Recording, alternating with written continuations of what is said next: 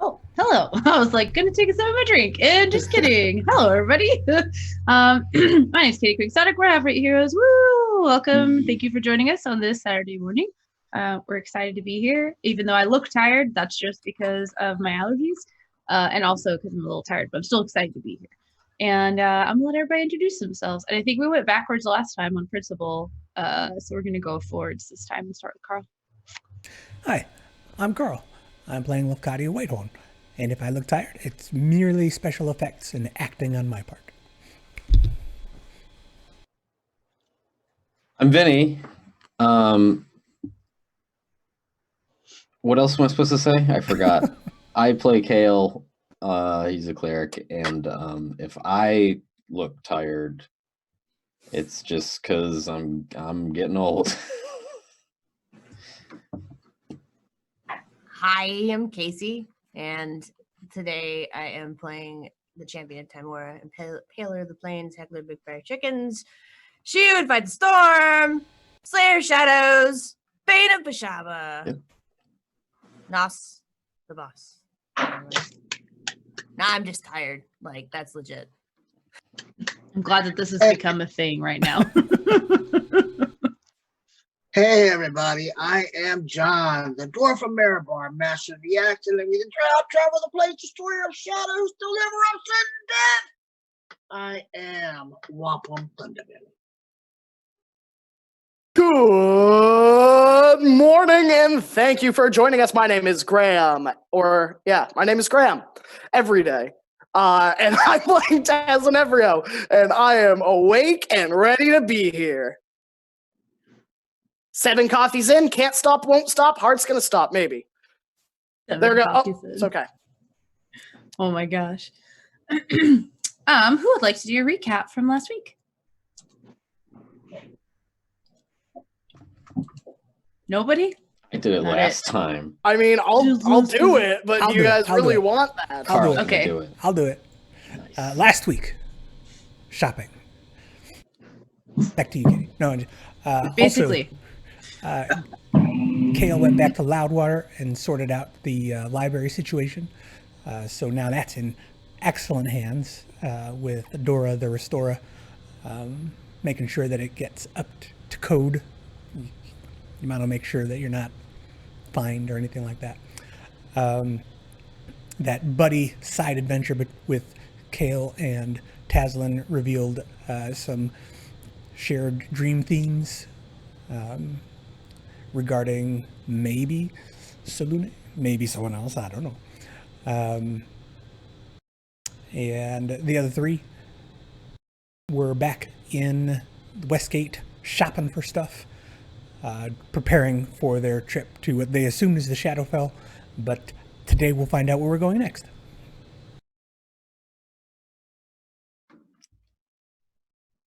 Katie, you're muted. Yep. Okay. If I remember correctly, everyone is in Westgate again, but has not yet met back up. So you all had plane shifted from the mansion, so there's no longer a mansion in Westgate, correct? There's just one chilling in Deepwater? No, Loudwater. Loudwater. I don't know. Does it cancel each other out? Like it's not a concentration spell? Or are there just 2 mansions?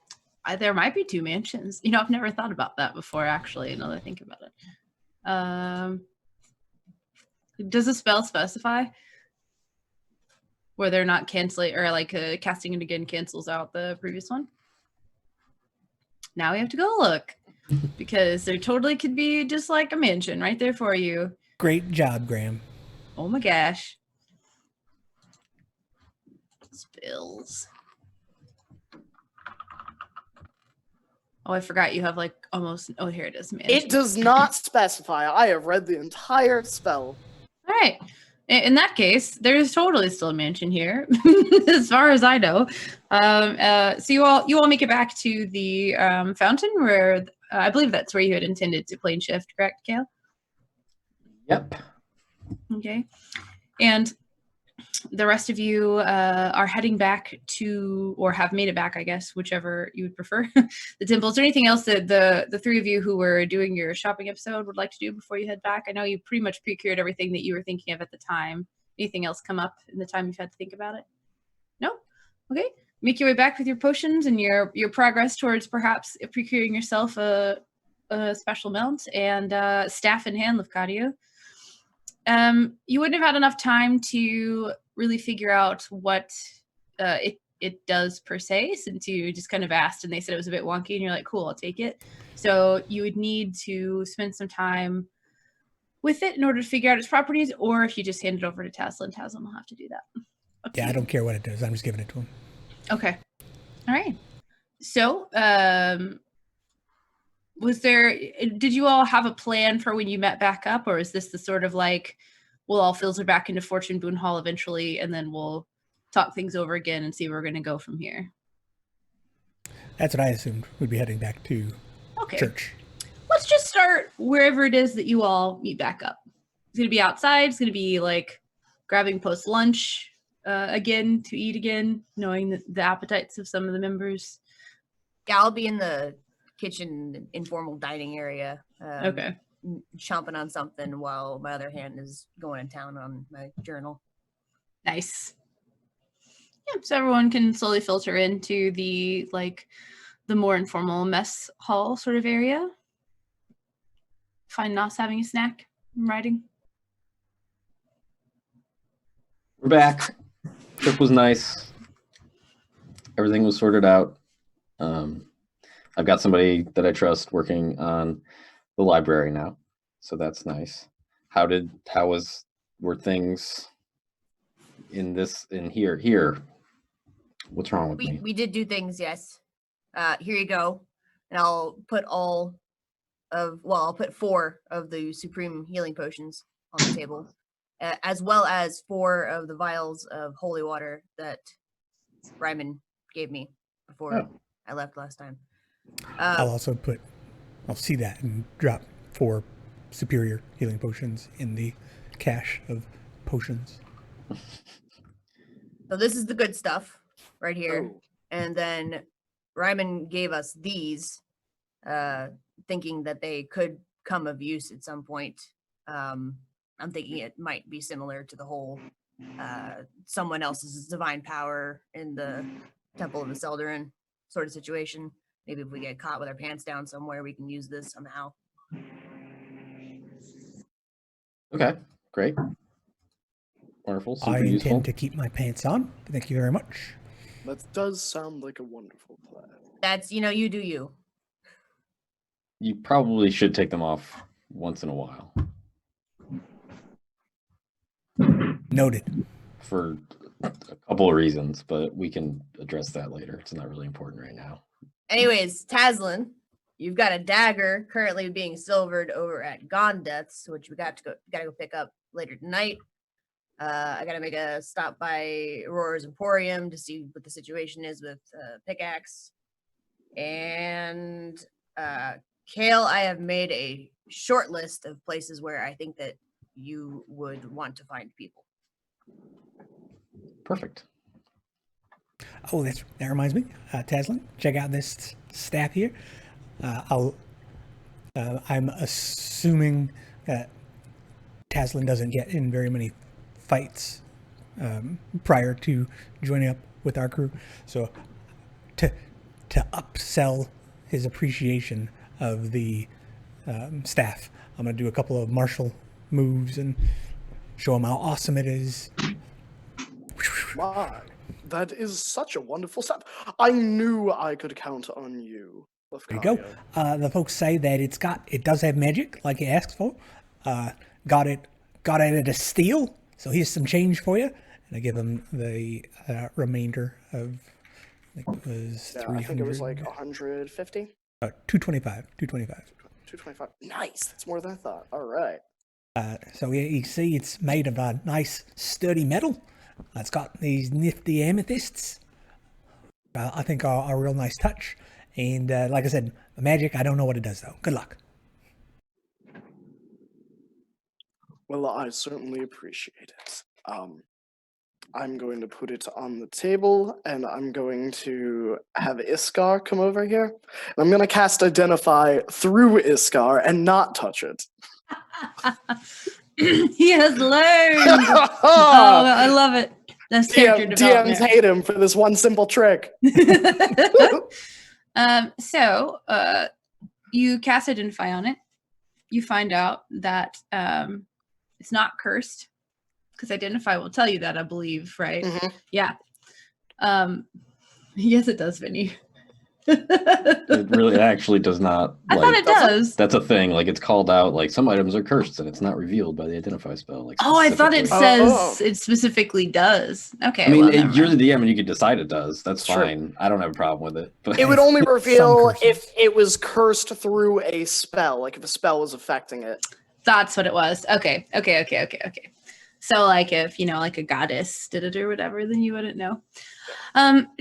So I'll send you the stats, but essentially, it's like a +1 staff, and you know that it should, if you have like a flying creature around you, you should be able to use your, I think it's a reaction.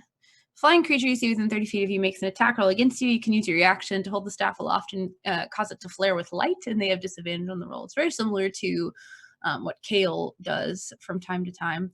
Very Gandalf-esque, like staff in the air sort of thing. It's called the Skyblinder staff. I will send you it's in D&D Beyond. But Yeah, I just added it to my inventory. Cool. My, this is quite wonderful. Thank you, Lafcadio. You have a great knack for shopping. One that I clearly lack. Thanks, mate. So, I suppose we should plan our next step. That makes sense. Plan them before you make them. Sure. But first, and Kel will have sat down like next to Nas and be like, "Are you gonna eat all of that?" Or No, you go. Thanks. You-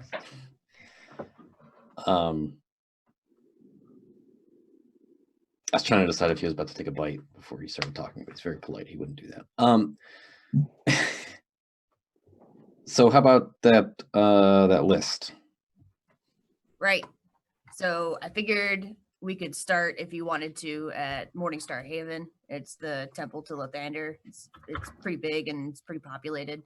I know that it's another god and stuff, but they're all about restoration, and this could be considered the rebirthing of a thing. So I figured if you wanted to get some free help, we might be able to make a plight to them, see what they think. Okay. And then you've also got the Blue Banner in the Shoe District. It's a area that had several years ago, so many years ago, I want to say decades, was overflowing with people that had come to Westgate from somewhere that was kind of like torn apart. So there are probably still a lot of people without jobs and stuff around the Blue Banner. It's also not like the worst place, but it's not the best place. It's kind of in between. You got the Windy Breach. It is a tavern, and it's just basically whatever tavern. Again, middle income range. It's down by the docks. Out of all the lists, this is probably like the seediest one. Then you got Gate Reach Inn, Gentle Moon Inn, and Big Edna's. All three of which are places where travelers frequent when they're passing through. Sorry, what was that last one? Big Edna's. And what's that?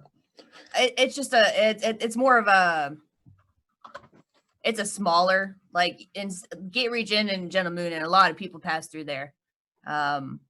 Those two places, but Big Edna's is a little bit more comfortable, homey. You got a lot of people there. You've got your travelers, but you've also got a lot of regulars there. They are, I don't know.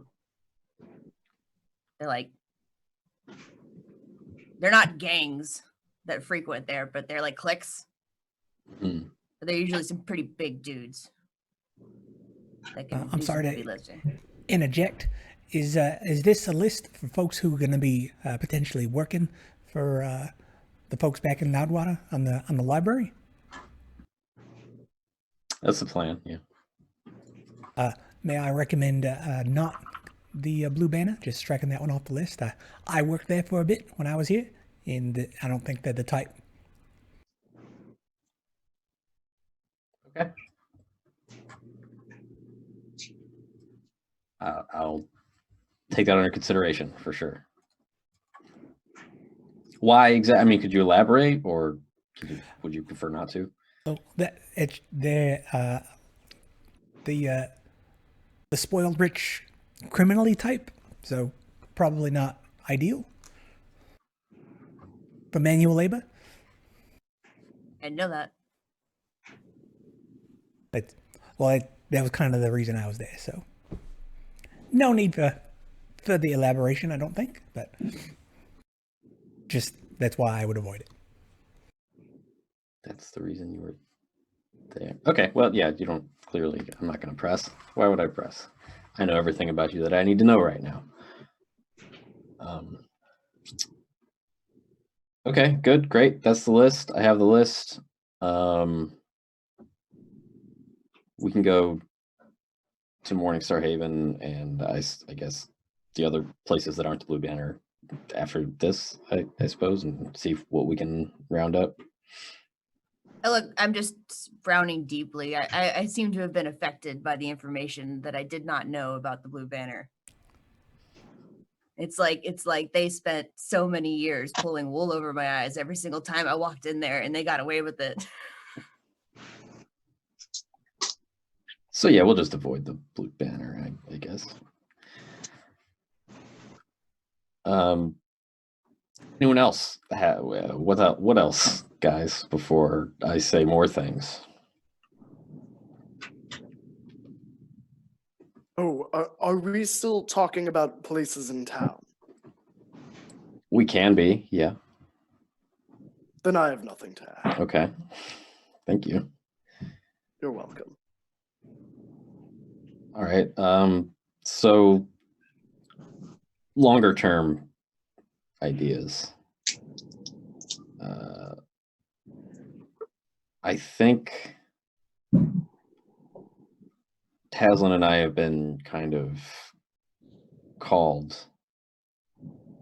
to what the fuck was the name of that place? Hold on, Kale knew what it was. The Gates of the Moon,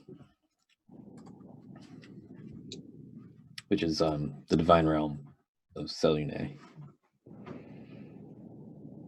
So I think we should go there somehow. Wait, And I second not going to the Shadowfell. are we going to Ysgard? That's the plan, yes. Well, that's the plan I'm putting forward right now, but if anybody else has other thoughts, I'd like to hear them.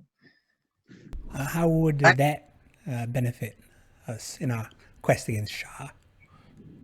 Well, Okay, let me get this. This is one of the few things about religion that I know. So, as Kale was about to say, don't worry, I've got you. I know you know this. Shar and Selune are opposed. They are sisters and they don't get along.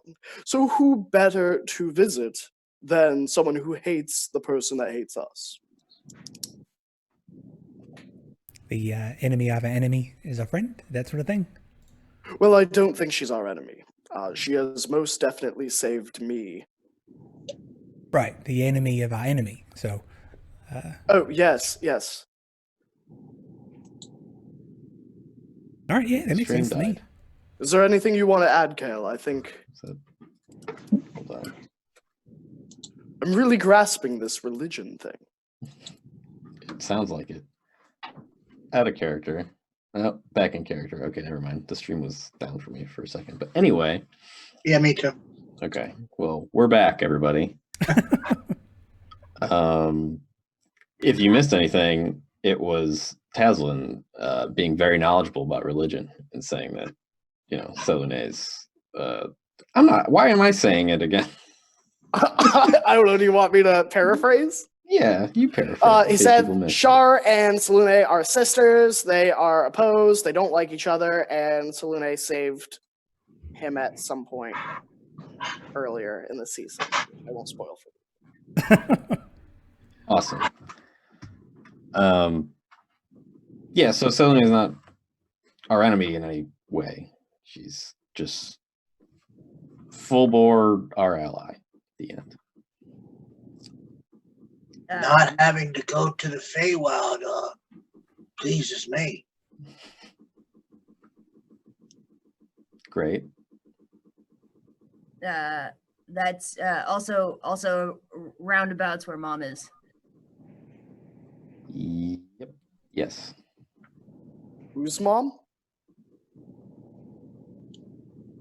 Golden Lady. My mom. Oh. Are you just saying that to pretend like you get it because you don't want her to repeat it anymore? Because I've done that before. Do you really? I mean, you understand, right? Yes. She's Okay. talking about Timor. Yes. Thank you. Okay. As for how we get there, I haven't really had a lot of time to think about it yet. Well, I mean, I have an idea off the top of my head, but it's a shitty one and no one's gonna like it, so never mind. Then forget about it. I don't want to hear it. We have Taslin. Oh, yes. We have me. Well, Taslin used to have an item. I mean, you can give me that item back. Wampum has it. No. What about the other one? I believe either Nos or Kale has that one. I divvied them No, up. no. What about the other object that can like transport us places? Oh. You know what I mean? Oh. The I sphere. had- Oh. Oh. You still have that. Yep. I do still have that. I should probably have returned it a while ago. Well, if we still have it, then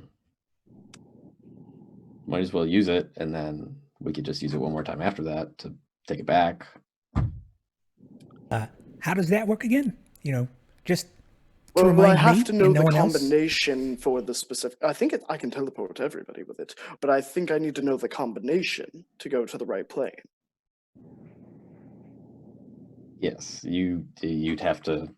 It was a puzzle cube Yes. sphere thing. You had to solve a puzzle to unlock the key to get to the place that you want to go. Yes, and which place are we going again? Ysgard. Ysgard. Ysgard. Do we have Ysgard. water breathing? Well, I and Kale do. Did you want one? I mean, I don't mind taking 10 minutes to cast it on all of you. Well, you know me. I can't sleep without my water breathing. I mean, and you also don't really float without water breathing. Well, you don't float with water. Well, he's got plate armor. He's just going to sink. It's really in Okay. his best interest to have it. Sure. Let's stop everything. There's no need to do that. Yes, you all keep talking. I'm going to cast the spell. It'll give me a reason to finish another mug. Great. As Well, I- if you get another mug, get me one as well. If you can. I understand it. Kale, you got business to attend to find some able bodies so we can hang around while Graham gets us ready, right? Who is Graham? That's a good question. Taslin also can do that. Why would you even ask that, Taslin? That's weird. Yeah, that's fine. I can walk away from here and go do those things and talk to people. Also, as long as we're here, would like to fly back out to the site of the Bashaban place and try and fix the minor ecological disaster I may have induced. Would you like company? I can bring the food. I can just wrap it up. Sure. Well, everybody could come. I can just wait 10 minutes. It's not a big deal. I was kind of just being hyperbolic, I guess, when I said let's drop everything for the water breathing. It'll only take 10 minutes, so I can just wait before I do other things, so that you guys can all have it. What's hyperbolic? I think it means you go really fast. Contextually, I feel like does not make sense. Maybe it does. What do I know? I'll explain it on the carpet ride later. Okay. All right, so Taslin is going to get us ready, and Graham's going to... Kale is going to look for some people, right? That's the current plan. The medium-term plan is to go fix the ecological disaster at great speed. And then slightly further is traveling to some divine realm. Do I get that all right? That Yes. sounds about right. All right, break. So are you all going to go back out to the side of the ruined temple, like where Taslin can just cast this on the way? Is that the plan? Or do you want to stay in town, go around beseeching aid first, Kale, and then head out there? Since you could theoretically, like, if you're planning on solving the puzzle thing, you could theoretically do that from anywhere, I guess, as long as you have the materials necessary to do it. I don't know how that item works, so... Typically I would spend, was it a short rest, doing an Arcana check, Okay. and then the DM would just say, oh, like, you've discovered these. Because I think I've learned fire, earth, water, air, Heart. Sorry. heart, We are... and I think Shadowfell? I don't remember, honestly. I was hoping you wrote it down. I mean, it's so hard because at air we got, no, I couldn't have learned Shadowfell because I had the amulet by the time we went to Shadowfell to kill the dude. So long ago. We went there before that, though. That's true. Well, Taslin did. We went through like a... Allie portal went or there the first something, time. Oh yeah, it was one of the shadow portals. You're right. Yes. yeah. Mhm. So I'm not sure if Taslin knows how to get there. So he'll spend some time. So I'll cast water breathing in 10 minutes, and then I'm going to spend the next, however long it takes us to do the next bit, just attuning to the staff and fiddling with the cube.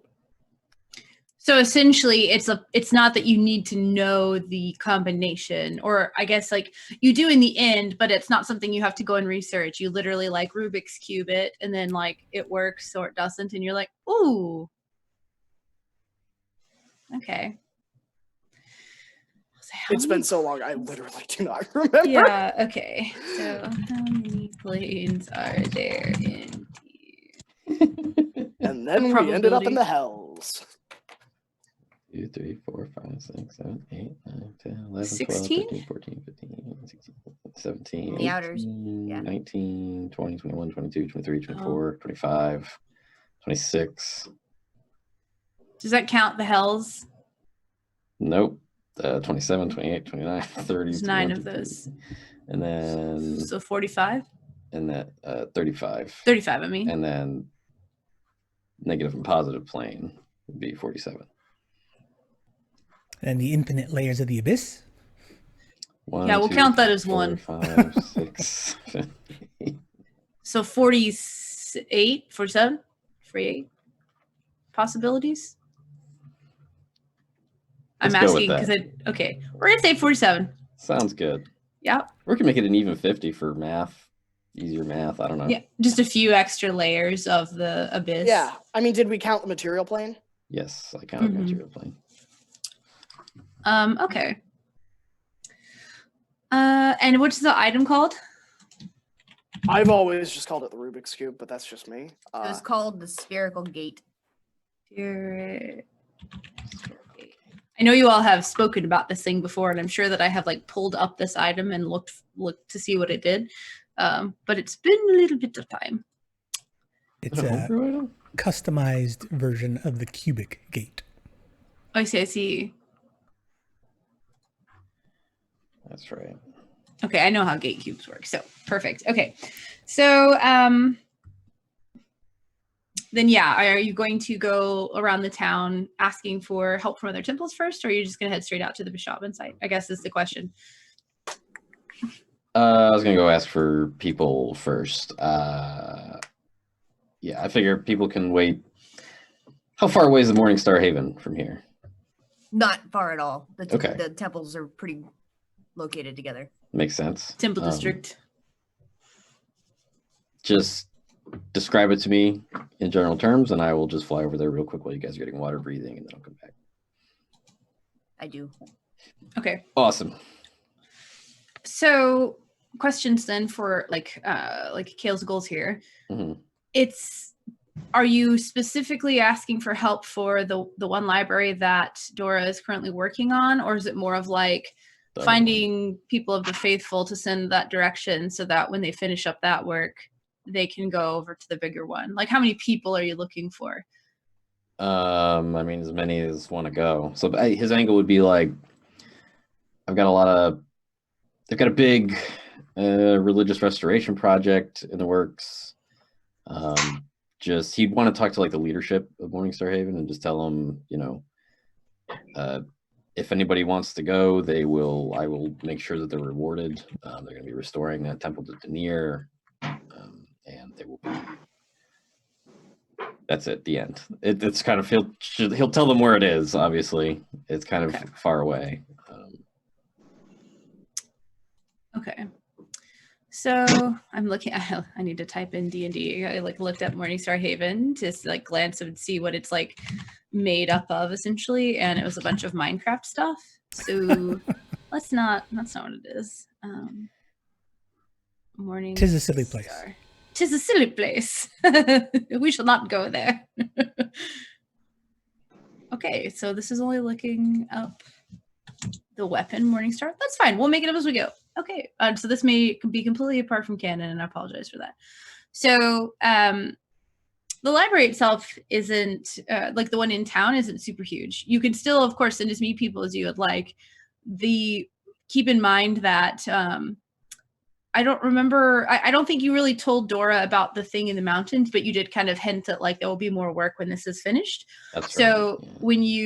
when you have like a request for aid, and Kayla would have thought of this, and it's like been a bit, if you like weave the words really well and they send a bunch of people out, then a bunch of people are going to show up to this tiny place after having traveled like like a week long venture to get from Westgate to that place, and like there's not going to be like that much work to do. So how much did you tell Dora about there being like prospects in the future? I think you mentioned that there was like a grand project you had in mind, right? Mm-hmm. So okay, so if all these people show up, and you said you would be like trying to send people, then she's not going to be completely clueless as to why you're sending like hordes of like assistants basically to help restore this tiny place, right?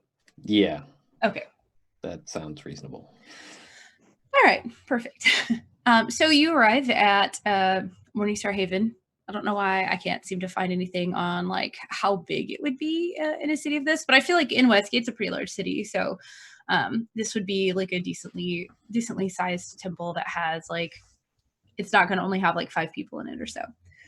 So you arrive, and you said your plan was to go like ask leadership for help. And do you have like an idea in mind of how many people that you're wanting? Did you want to RP out this conversation, I should ask instead? Or are you wanting to like overview it? Okay.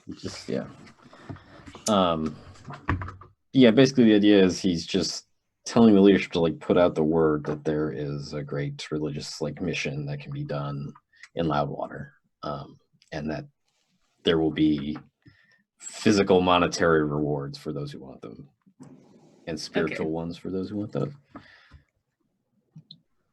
Okay. So you explain to them like basically what's going on without giving away the fact that there's like perhaps this incredibly sacred library thing. And go ahead and make a just like a general like persuasion check. Yeah. I'm going to use one of my fewer inspirations because I rolled a 1. Oh I no. want it. It doesn't need to be a 20, but it can't be a 1. Okay, an 8 is 8 times better. So you said a persuasion check, huh? Yeah. Plus the big 4. Why is it plus? Oh, because I got a lucky rock. 12. 12. So basically the response that you get after you've gone and you've spoken to the sort of like people that are out and about, and Lathander's all like light timbals. There's like large windows in this place with like stained glass, and they're all there's several people that are working on like restoring one of the windows, and so they've got all these like it's like a big art project they've got out, and somebody stops and talks to you and tells you like where to go to find the leadership, and so you like make your way through to the sort of like back end where the like office kind of like area is, and you're having this conversation, and they've kind of got a lot on their plate right now. There's some like restoration projects of their own they're working on, but they essentially, instead of like tasking people, instead of like committing a number of people to send out that way, they'll basically disseminate the information and see who currently isn't tasked with anything like specific that needs to be done for this church or for to the glory of Lathander. And if anyone feels like called to this, then they'll make their way out there. Great. That's all. I'm out. Okay. Did you also want to go around the to like the various inns and stuff as well? No, I was just gonna do this thing because that by the time I'm done with that, then everyone else will have water breathing and be safe to travel for the day.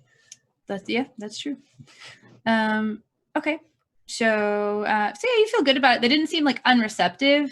They just didn't like immediately pledge, 10 people to go send out that direction, basically. Right, which wasn't like really what I was looking for exactly. I mean, that's nice, but I just want the word to be spread because I'm not going to be here. Yeah, perfect. Okay. So you feel good about that then? Or if you feel so inclined to feel good about that, it seems like it went basically how you were hoping for it to go. Fantastic. Yeah. So you make it back. Everybody has water breathing. It's been a little bit longer than the 10 minutes. I think you would have had time to, you said you wanted to attune to the staff, right, Taslin? Yeah. Okay. So you've had time to cast water breathing and begin the process of like attuning to the staff. And then you all are free to hop on the carpets and head over to the Shaban thingy. I do so. Okay. If I remember correctly, it was about like a 3-hour venture. I think you all got up. You woke up in like the early afternoon, right? Because it was kind of like a party all night and sleep till noon sort of thing. Yeah. So you had your lunch. You went about your business, the initial sort of like setting up positioning thing you did, which probably took a couple of hours. And then this has only taken an additional few minutes. So by the time you get there, it'll essentially be like evening time. So and what else did you want to do on the way there with the staff, Daslin? Or there was some, no, you wanted to do the puzzle cube thingy, right? Okay, so go ahead and make, okay, so how do we want to do this? So instead of just like seeing what you can come up with, which was kind of what was happening before, you're looking for hopefully a specific one. Yeah. So tell me about how you look at the like arcane runes on this thing and try to suss out which ones might be associated with Ysgard, as opposed to just like putting them together in general. Yeah, so I think a lot of it is like Taslin knows several types of spells, so it's like certain rings around the sphere have different arcane runes like used like fire or heat or to indicate a certain aspect of a magical spell, and it's pairing various words and various arcane runes to kind of make the most suitable combination, I guess. Very Stargatey. I like it. Yeah. Okay. So go ahead for me. Let's start off by making your Arcana check. Okie dokie. Is anybody else doing anything in particular on the carp right over there, or is it just going to be like general hanging out time for the couple of hours while you make your way over that direction. Start explaining the etymology behind the word hyperbole. Thank you. There you go. That's fair. Yeah. It's to indicate a hyperbole. And I'm gonna be like, Kale, did you eat? Yeah, you watched me eat. It was, All right, yes, all right. thank you, though. I Was that appreciate it. enough? That's a 24 Arcana. 24. Nice. Okay. I would also like for you to roll a D100 for me. Any modifiers?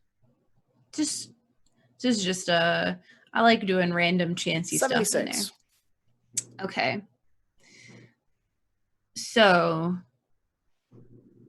putting together sensible combinations and like finding out something that works, there's a bit of like randomness to it, right? So it's kind of, it seems almost inherent that seeking out a plane tied to, or not tied to, but that houses a goddess like Timora, which is inherently tied to chance and fortune, would either be something that would work out really well because you know what you're looking for, and also this kind of seems to be like you're literally gambling on making this connection, and or it's like exactly the opposite, you know, it's like that 50-50 of this is the perfect sort of like situation to try to figure this out, or I really have like some research I need to do to learn more about this and how I can like systematically find a specific plane rather than, oh, hey, I press these buttons together and these work. Let's see where that goes.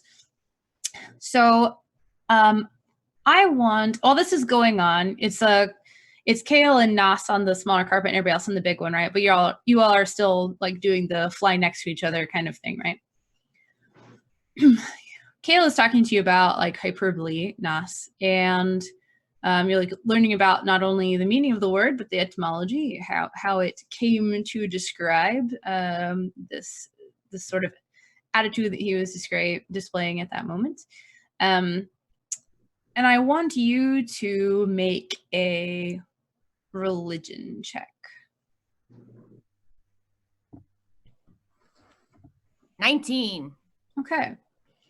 So you know what Taslin is doing over there as he's fiddling around with this puzzle ball, and so like it doesn't take you away from your ability to be attentive to the conversation, but still like that hope of making that connection and being able to like go see mom essentially has that kind of like on your mind. And Taslin, you're fiddling around with this thing, and you've found inscriptions that have to do with like the tides. There's one that has like a water ebb and flowy type of sense to it, which makes sense for like interplanar travel because of the like having to anchor yourself to one place and use that to like propel yourself to another place, has a bit of that sort of like push and pull to it.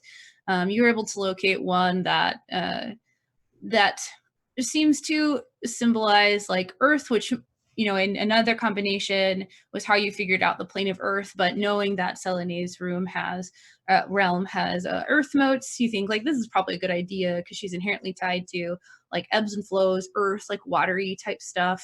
And there are a few others that are kind of like you're looking at the rings and you know that there's like a place where you need to pick the correct icon, and it's like there are a couple that could work, and it's kind of hard to piece through. And as you're looking at it, there's one that you're just like, I think that this is the best one probably for this ring. And then you're hearing this conversation going on between like Kale and Nas. And it's like, as it's going on in the back of your mind, and it's like, you're just tangentially gleaning this information. And you're fiddling with one of the sort of like last rings. You, I don't know if you like press them to see if it works essentially, and you don't have to accidentally, like, you don't have to actually cast a spell when that happens, but it's like, a connection has been made. You come up with the combination that you're certain that this is correct, and it has all the makings of something that should take you to the correct place. Until you actually use it, it'll be a little bit unclear as to whether or not you actually end up in this realm and where you end up there, of course, but it has the makings of what seemed to be the most like sensible approach to this. And it does like indicate on the item that this is like this is a correct sequence for arriving somewhere. Okay. I will keep that to myself until we've done saved nature. Okay.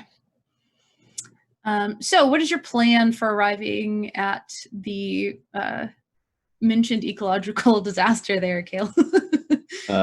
Assess the damage and figure out the best way to fix it through a combination of hard labor from other people, not me, to be clear, and these mostly the stone shape and control water spells. Okay. So you know that when the underground layer was collapsed, it caused essentially the layer itself wasn't like under the river because that would be super impractical, but it was adjacent to. And so as that earth kind of fell away, basically like one of the walls of the river, which wouldn't have been a wall except they had carved out something, you know, several feet on the other side of it, kind of it fell away and collapsed with the rest of that earth, and it caused a bunch of the river to flow out into what basically became a lake. I forget the exact diameter of your spell. Was it like 100-foot diameter? 100-foot radius. Radius, 200-foot diameter. So, and you used the whole range, if I remember correctly. You wanted to make sure that as much collapsed as could. So there's essentially a very like, it doesn't even look man-made. It definitely looks like this was a quote unquote naturally occurring, very muddy, swampy kind of lake that is in this 200-foot diameter sort of space. The river flows into it and out of it, although the outflow of the river is significantly diminished because so much of the water has been like trickling into this like crater that you've made. Now it's not like super deep because the layer itself wasn't, you know, it didn't like tunnel down into the earth for several hundred feet as far as you know. So it's a lot of water, but it's not, you know, an incredibly immense amount of water that would be like unthinkable to try to like mess with. So I don't know how you would like to go about it, but that's kind of like the situation where you think that maybe you could like maybe rebuild the original part of the river and maybe just like leave the lake separate, or perhaps you could rebuild that and start moving water like back over so that the like little lake that you made isn't as big or something like that. So I guess first priority would be to like redirect the river if I could, so that it's not flowing into this thing anymore, but it still has somewhere to go. Okay. So how much would need to be done to make that happen, do you think? And you're using mold earth, or wait, which spell are you using to? I got stone shape. Stone shape. Does that have to be used on stone, or can they be used on dirt as well? I'm pretty sure it has to be stone. Okay. But what is stone but compacted dirt? It's true. But there are specific spells that move earth around. So so stone shape, you know, if you went back underwater, although you don't have water breathing, and you searched around a bit, it's very possible that there's going to be like hard stone as part of the like foundation of this river. You don't know that for certain, but that would be something that you could look into. And then stone shape very well could be the exact perfect spell to kind of like create a wall of stone, and then either, you know, pack some dirt on either side of it, or just hope that holds, or whatever. Make it thick enough that it should be fine, whatever you end up deciding. Probably like ask Wampum his opinion, like, hey, do you think we could find some sturdy stone, like a sturdy boulder somewhere around here that we could use to make a little wall for the river? I'll go looking. Okay. I figure we could just like fly over and awesome. Okay. Go ahead and do. So you make a pass over with Wampum. You're tied to the thing and kind of like peering over the edge. I'm assuming you're going slowly, so it's not quite as difficult for Wampum to want to watch the ground flying underneath him as he travels.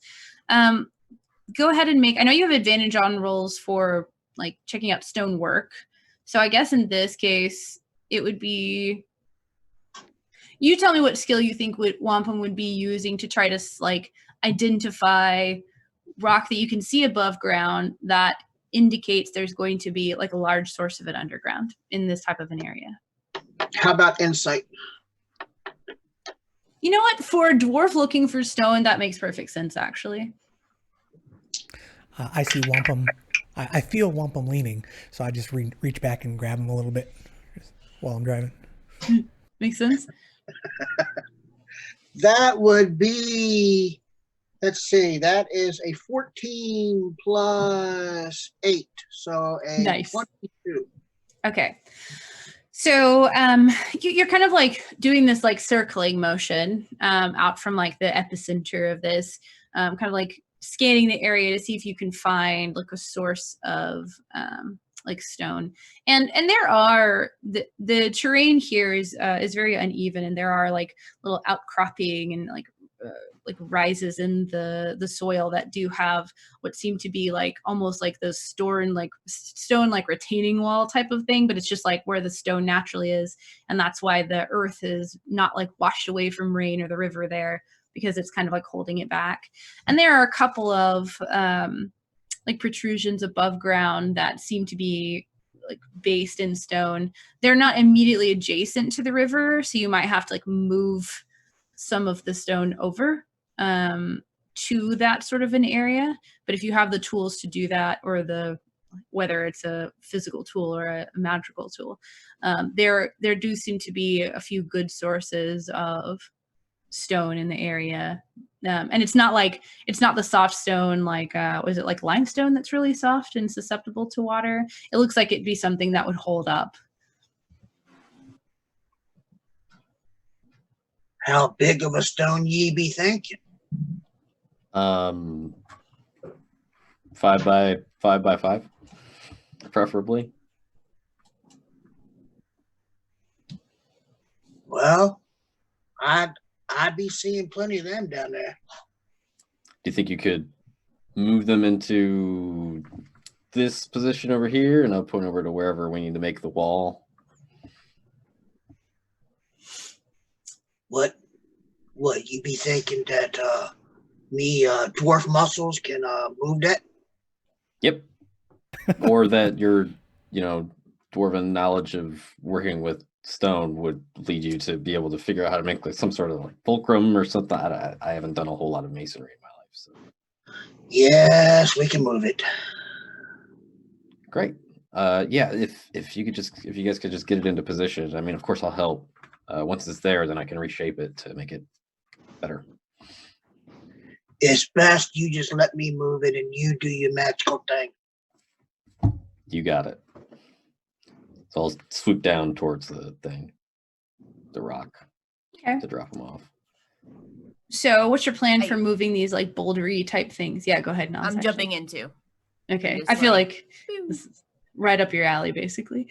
Yeah. So what's your plan, Nas and Wampum, then for kind of like getting these into position? They're not too far away from the river itself, but you do, because there's like a section of that has like fallen away in the river into the lake, essentially. You can move the stone towards where like the edges would be, but there's going to be a point where either Kale's going to have to take the stone and like shape it to move it out towards the center, where there's like this like 30-foot stretch essentially that kind of like fell away, or you'll have to get the stones out in the like the middle of that.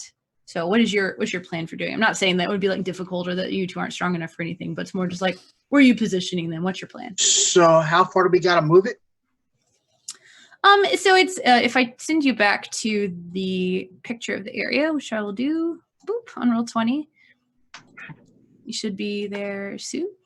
Then you'll see these like, this is that sort of area that fell away right here, and like this itself is stone. So there's a little bit there. This is all underwater, but as you're like moving stuff over, then you would be able to tell when you're setting things in there that they would be there. So like this bit right here is some stone. This is some stone. It's like these big pieces of rock are what kept this dirt here, like behind it, from being washed away by rains and stuff like that. It's like the natural formation of the land that way. So they're not too far away, and they're kind of all around. Some of them are large and would be really difficult to move without coming up with like a system to do it. And some of them are just boulders that you could kind of like roll over there bit by bit. It'll just take some time. I'll choose the biggest one that we can roll, Okay. and I'll roll my sleeves up, spit in my palms. You and Nos rolling boulders. Okay, got it. I have an idea. I will poke my head up out of the water and be like, "Hey, Taz, do you still carry a shovel?" Yes, I do happen to have a shovel. You want to toss it down?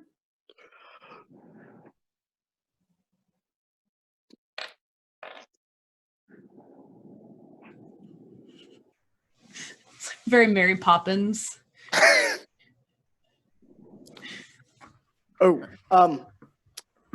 And then the area that they're kind of moving in, I guess I'll be helpful. Why not? The shell necklace that I got from the Feywild allows me to cast Shape Water. Yeah, that is it. Shape water is the cantrip. Yeah. Yeah. I'm gonna use that near them to kind of alter the flow a little bit, so it's not like flowing into their faces if they're trying to move stuff. Oh, nice. Okay. Yeah. So I go down there with a shovel. I see the path that we're taking with this thing, and I'm going to create a trench just very quickly out in front, so that it's a smoother ascension as well as a guidance. Okay. Nice. So that basically you can kind of like roll the boulders down into it, and they'll like fall into place, and then there's a little bit of like earth to hold it up on the back end. Yeah. Okay, perfect. Yeah, so you're working on that, and Wampum's rolling boulders over. Are you doing anything in particular with Cadio while they're all working on this? Nope. Didn't figure. Yeah, it's not a whole lot you can do, really. It's like rolling boulders around. Some of these stones are pretty large. They'd be difficult to move, but you have tools available to you. You could like break off chunks of them, or just like move a little bit further away and like achieve more manageable ones. So given that you don't have like large equipment with you, this is totally possible. It takes a good amount of time though to do this, like to dig trenches, to move big pieces of stone over and things like that. So Katie doesn't actually know how long something like this might take, but probably a couple of hours. And then you feel like you have, like Nas, you've created like a nice system to make sure that when Wampum brings something over, he's able to kind of like bowling ball push it down into like the right section of the water, and it follows like this path that you've made. And as some boulders like fall into place, the other ones will roll over it, but are guided by the like earth that you've sort of like packed up to help build this sort of like makeshift wall. And essentially, like, have you ever seen on the side of, like, I don't know if they do this in other states, this might just be a Texas thing, sometimes on the side of like a highway, they will put a bunch of rocks instead of like grass, and then like fencing in front of it, like chicken wire almost, and it'll just be like individual like fist-sized stones that are held back by like a fence. It's like that, but large scale. There's like series of large boulders that are like set into this like mud that that Nas has packed down. And so, you know, with your stone shape spell, you'll be able to kind of like manipulate those individual pieces however you see fit after these couple of hours, Kale. Great.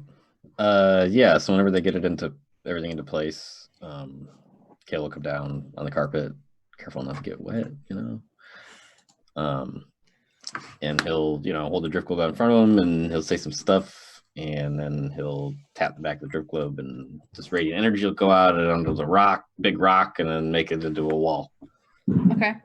Oh. How many times can you cast this spell? Well, I'm not looking at my own character sheet right now. Because I know it does 5 feet at a time, like a 5 foot square. Yeah, so I just spent a 4th level slot. I have 1, 2, 2 of those left, and a 5th level and a 6th level slot. So. Okay. You know that you'll need to do this. It's about 30-ish feet, the section of the river that had collapsed away and had led to the water kind of filling into this lake that was made. So you'll have to cast it about 3 times to get all of these boulders to like smooth into a wall of rock. What about, okay, is there any way that like if I were to redirect the flow of the river, right? Could I make it so that there's less surface area I need to cover with the rocks?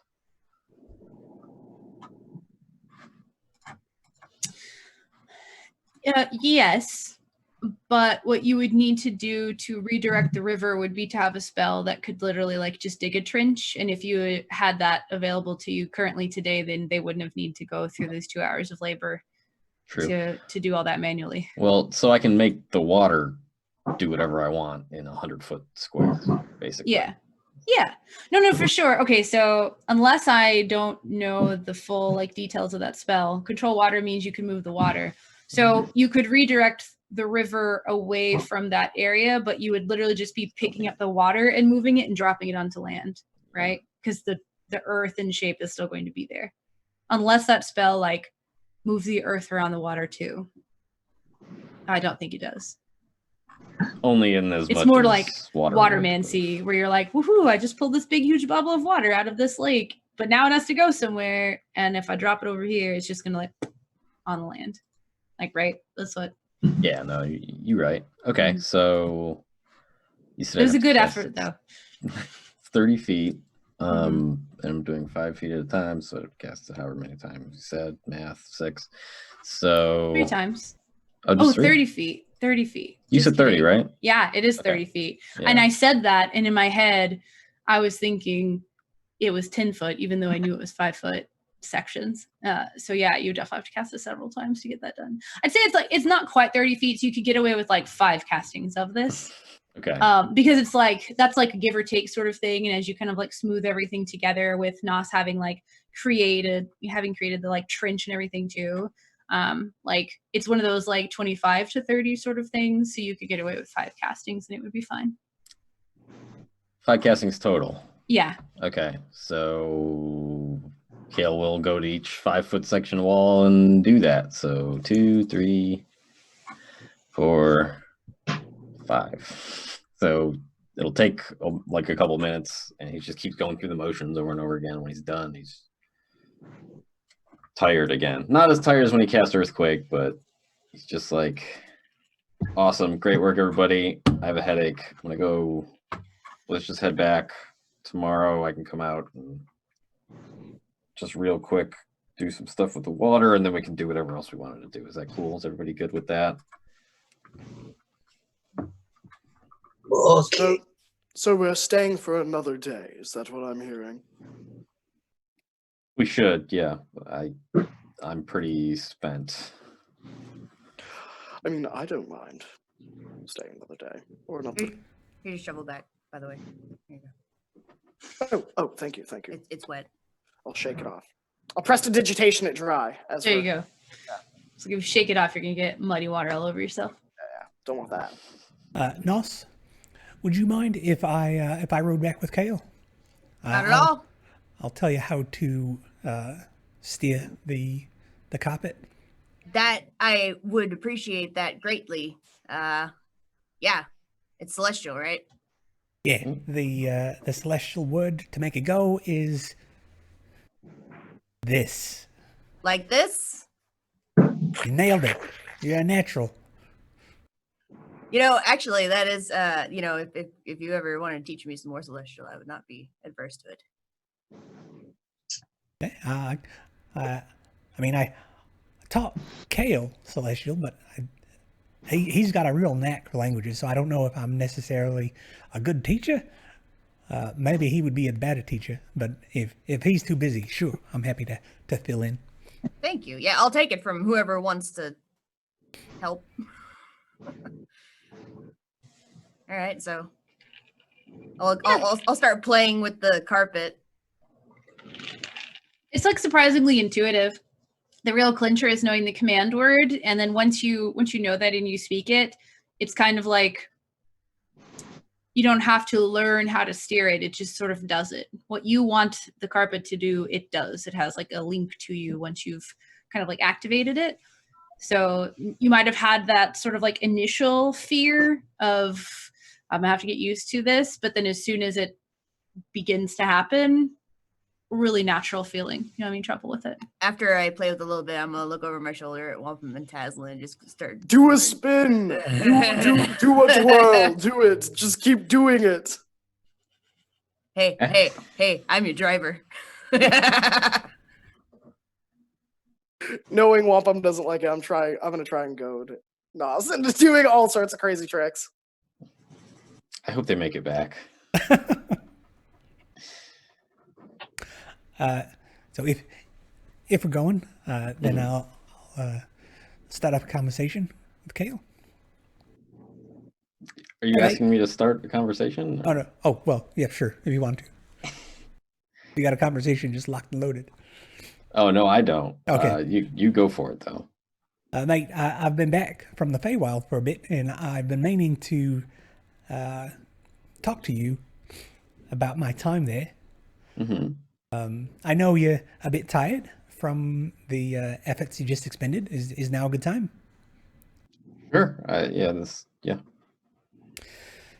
All right. I wanted to, as respectfully as possible, just mention that while I was there, I got a lot of assistance and a lot of, emotional support, that type of thing from Serial, your mother.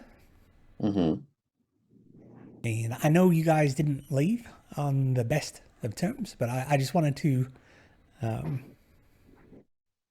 don't know. I don't know. Obviously, the extent to which the enmity is there, but it certainly feels palpable to me that you're not her biggest fan. But if she wasn't there, I might have starved to death. Like I said, I wasn't really sure about eating the food because of all of your many frequent warnings. So I would often go days without it, but I would visit with her, and she would make arrangements for folks who come and go through the Feywild and Material Plane to bring back food. So, every couple nights I would go over there and, have dinner with her. So I'm very appreciative of that. It was very kind to me, anyway. Opened up her house like that. And she was keenly interested in you and all of the things that I could tell her about you. I did. Okay. That all sounds nice. She was very proud, it seemed anyway, of you.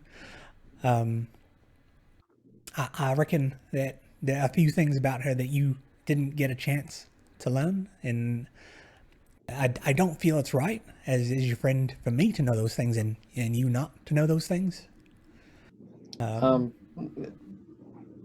That's fine. She's a completely separate person from me and lives her own life and has her own relationships with other people, and I don't need to be part of them. Does that make sense? It does, but she is also your kin, and that makes, to whatever that means to you. I mean, it makes her at least in a category separate from other people, I think. I mean, there are people. I mean, if you did one of those things where you drew a circle on one side and then draw another circle, and then there's some overlap. I don't remember what they're called, but if you did one of those things, there's people, and then there's this other category of people who are kin, and I think that it's worth, maintaining those relationships to the extent that you can, and folks are willing. I asked you not too long ago if you had plans of going back to Golthamir. You did? And you said no, because you didn't have any reason to see any of the people there. So would you consider the people from your homeland your kin at all? Absolutely. So why don't you want to go there and speak with them and see them and maintain your relationships, as you said, with those people? That they have a worldview that is decidedly different than mine. or I have a worldview that's decidedly different than them. You know, it's different. And whenever we are together, I feel like our relationship is the opposite of strengthened. That's just me, though. That's also me. That's basically how I feel about my mother. Sure, but you really just had the one chance to meet her, and it wasn't on the best of terms. Like that day in particular was particularly harrowing for her in the circle of the spellcasters that we walked in on. Sure.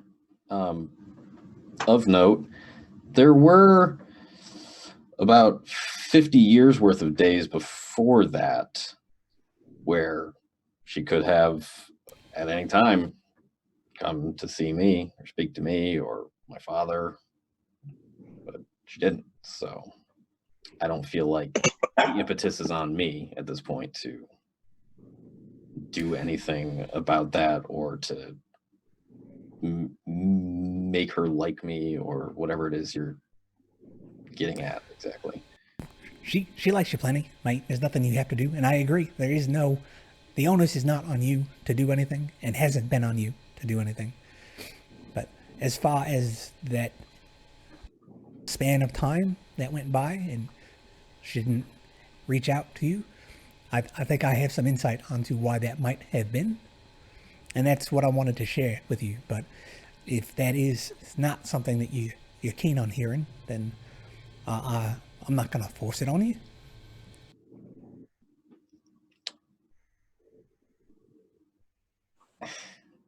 I can't tell you no. It goes against my entire religious dogma of Denier. So if you have information to share, then I implore you to share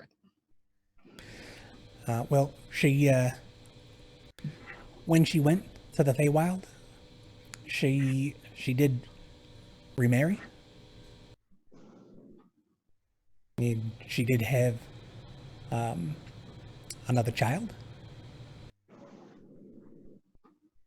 And that child ran away from her. She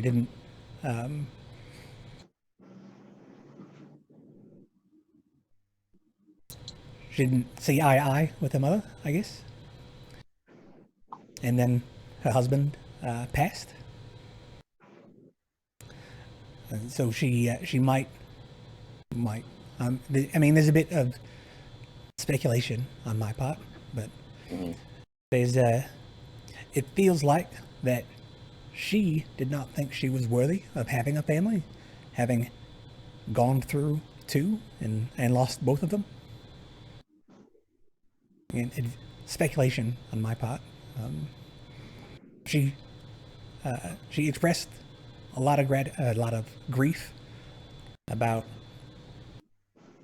losing you and then also losing her daughter. Mm-hmm. Okay. So, as a flawed person, I feel like she just thought she wasn't worth a family, and has really just been in service mode ever since, just living and surviving rather than in any type of thriving type of situation. That might just be her lot in life. She might not actually deserve to have a family. I guess that's a possibility. I've never considered that there are people who deserve or don't deserve to have a family. But anyway, it seems like has been through a lot.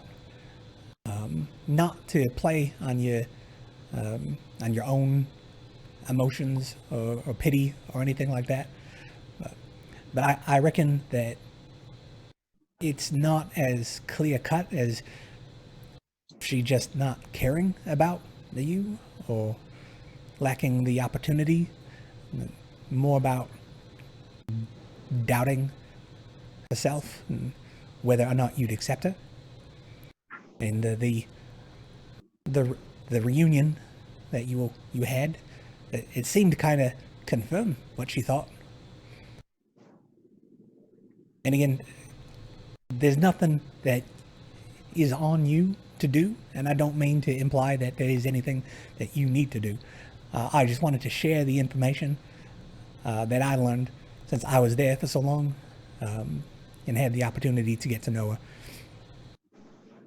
That's all.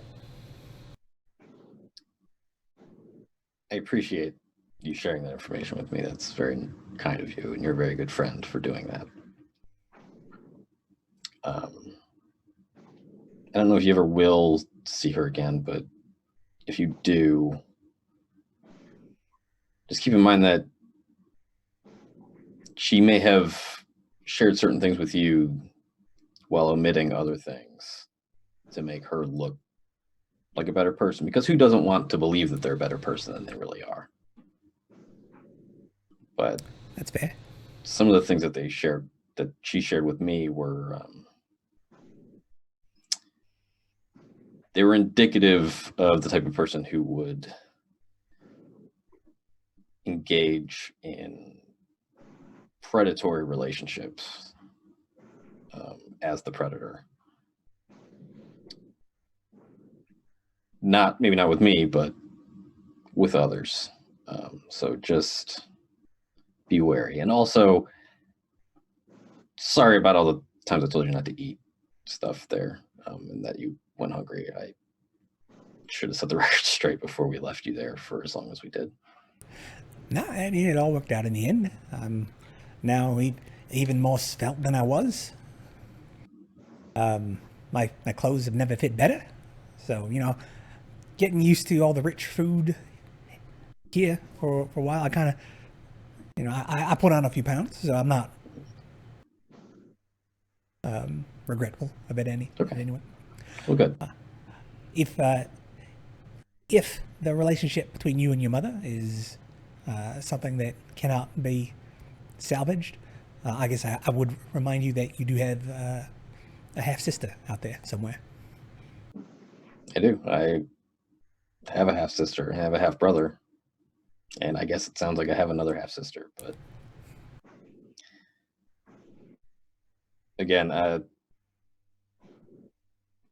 as far as I'm concerned, my family, aside from that half-sister and half-brother and stepmother who are still alive, are,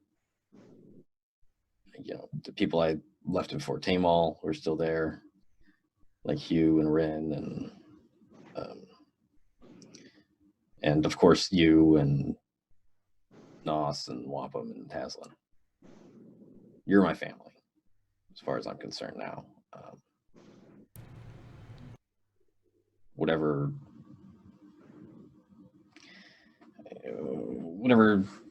blood ties I might have to somebody are immaterial. Even though I know I listed my half-sister and half-brother, but that's just because I've met them and I know them and they were fine. They were higher on the list. It's okay. I don't expect me to be any higher, but they weren't. That wasn't ranked.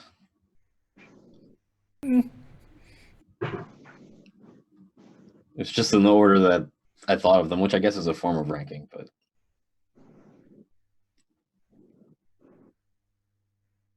all right. Well then, Yep. Several hours of companionable silence follow. All right. Nas, how's the driving going? How you enjoying the freedom of just willing something to do? It's almost like fighting for you in a way. Like you're so in tune to your weapons and to the art of combat that you just kind of like will things to happen and they happen. And it's kind of similar to that. There's a bit of like that, the connectivity and the rush of having the ability to like sync with this object so well that it's like an extension of you. So how's it feeling to make this drive back? It's not going fast enough. That's fair. This thing is very slow. You are slower than I thought it was going to be. I will look back at Wampum every now and then to make sure he's okay And if he is, I might drop us a little bit, just get that nice little heart in the throat feeling for a second, and then come back up. Do the spin. Do the spin. Only if the old man says it's all right. When she does look back at me with that shit-eating grin, I'm going to grab the carpet since I am tied in. I'm Yeah, going you to made a grab the seatbelt. carpet, and I am going to yank and try to spin with everything that is possibly capable in my strength. Yeah, that happens. Me and him have me and Wampum have fought side by side for so long, longer than any of the rest of us, that like using the carpet, using a weapon, there is a connection there where no words need to be said. There's like a whole conversation that happens between faces, and then just execution. Taslin's hands are up in the air before this happens. Make a dex. No. I think we did establish that as long as you were holding on to, how did it work with you and Kale when you went upside down? You were able to hold on because Kale was synced with the thing, right? Something like that. Okay, so you're synced with it, and Wampum's tied to it, but Taslin's not. So I do believe that Taslin will have to make a quick dex save there. Yeah, it's fine. You see here, Taslin is prepared for any type of vertical goof once a day. Yes, that's true. Like, So you're just gonna let yourself fall then? I mean, I'll make the dex save, but if I fail it, I'm just gonna, as a reaction, just use my feather fall and just slowly drift towards the ground. That's fair. Upside down too. How far up in the air are you when you did this, Nos and Wampum? Nos is driving. Yeah. I'm gonna say it's got to be enough to have a thrill to the possibility of the risk not panning out right. So I'm going to say 35 feet. Okay. Yeah, I mean, which makes sense too, because there's periods of like trees and you're having to go like over the canopy, so you're not trying to like fly into branches or anything like that. So so you've passed over that and you're kind of traveling over a more of like a dotted area, so it's kind of more plainsy, and you do this quick roll. And whereas before, when a quick roll was executed, you were able to kind of like grab on and have that sort of like thrilling moment of the dangling bit and then flipping back around. You all twist. You're synced with the thing. You're good. Wampum's tied in, and you all see Taslin go to like reach for something, and then just like boop, start to fall to the ground. But his momentum is quickly decreased, and he just kind of gently begins to float upside down to the ground as you all right yourself and kind of like continue on at first. I'll swoop around and I'll go lower, and I'll be like, Taslin, we're gonna try to catch you. Yeah. Well, I can only go one direction, and that's down. So Go ahead and make This is like driving positioning, so it's like the opposite of an attack. It's like how you would. I think that would be. full disclosure, minute she goes to catch me, I'm misty stepping behind her into where I was sitting. I love it. Okay. So you turn the carpet around and you try to position yourself to like fly under where he's floating down and to catch him. Trying to decide whether this would be like just like a dexterity check or if this is more of like a mental thing, like gauging the distance and the trajectory, which I feel like it would be like a little bit of both. So maybe Survival. that's what I was thinking, was like survival, like, you know, like you're having to, like, this would be the same thing as like dodging something flying at you, right? Like you're like, it's not really like an attack roll or anything. So go ahead and make a survival check. Okay. See if you can plot the course properly. 16. Yeah. So you whip the carpet around, and luckily, like Taslin's moving really slowly thanks to the feather fall. And you kind of like do this quick turn, and angle yourself downward and like scoop him almost like half from the side. And as you're doing that, and you're like watching where he's falling, and you're trying to like catch him behind you, of course, because you have to. There's a moment where he like disappears from view for a second, really like unexpectedly, and then you just feel like the weight of his like form settle into the carpet behind you. Upright. I immediately do another barrel roll, and this is generally how it goes. I love it. I would say since you were catching him as he was falling, you're probably only like 10 feet above the ground at this juncture. So just make another dexterity save, Desmond. Oh boy.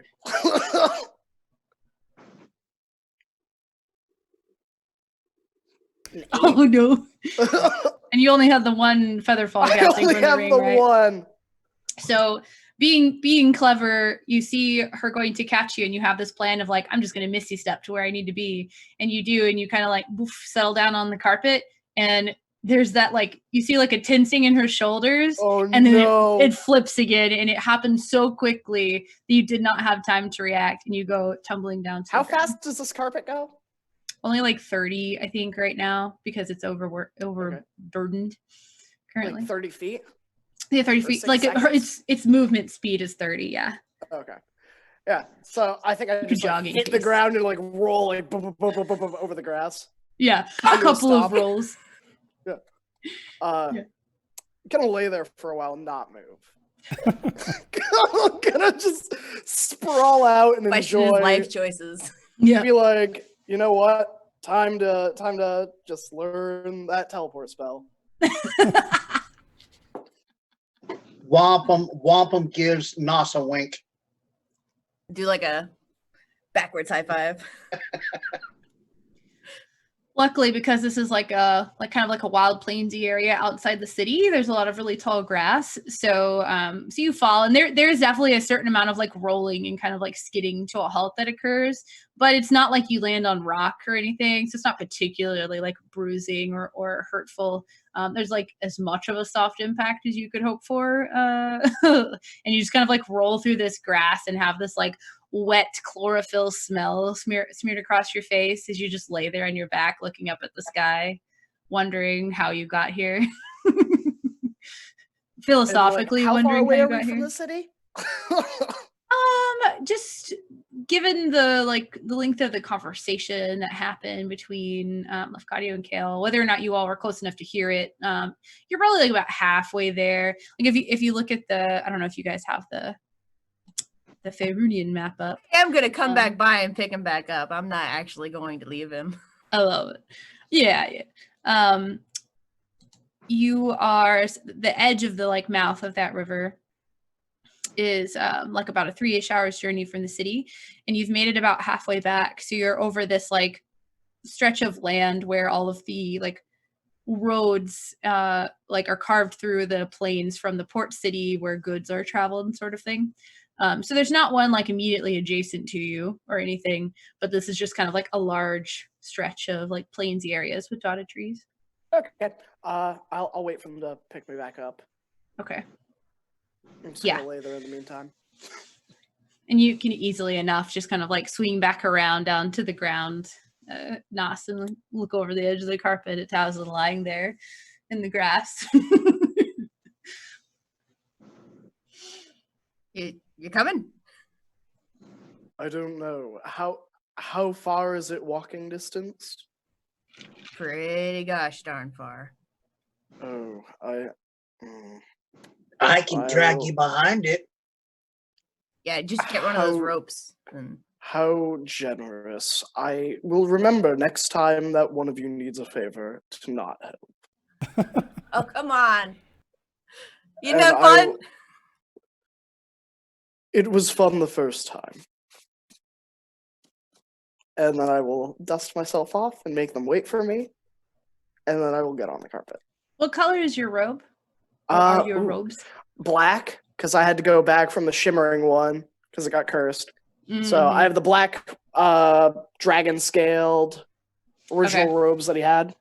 Yeah, with the dragon scales, you do have to kind of like pick a little bit of grass out of there. But luckily, your clothing's black, so you don't end up with big, large green like grass stains on you from where you skid on the ground. Prestidigitation yourself easily enough, and continue on your way. Do you want a section of rope? I hold on to the rope.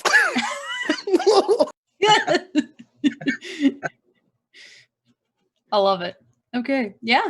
It's just like it's like tied around the carpet, so you can easily either just like hold on to it or put like slide under it as well, and just, like sit next to Wampum like backseat kid style with like a big seatbelt over you, whichever you'd prefer.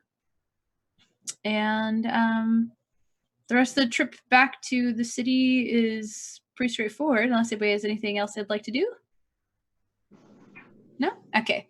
Yeah, so another hour and a half-ish, you make it back to Westgate. It is evening at this point. Most of the day was spent partying and then sleeping, and then making various arrangements. So what's your plan for the night? I am going to return to Aurora's Emporium and Gondeth's and close those transactions. Okay. Wampum goes over to Kale whenever we get back. Question for you. Mm-hmm. If I wanted to get some mounts, can we take them with us?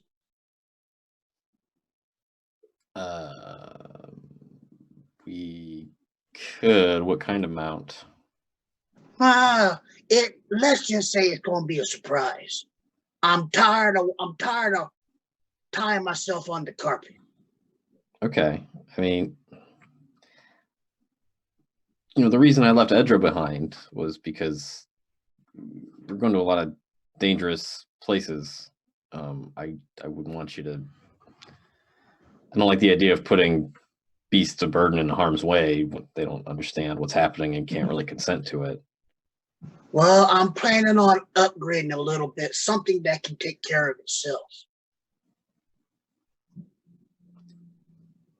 Okay. You would have to ask Tazlin since he's the one transporting us, but I don't see any reason why any other creature wouldn't be able to exist in Ysgard, especially. They should be mostly fine there.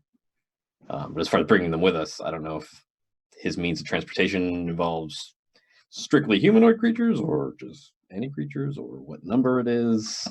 We'd have to find out from him. All right. So then Wampum will go over to Tazlin. Hey, Mr. Grumpy.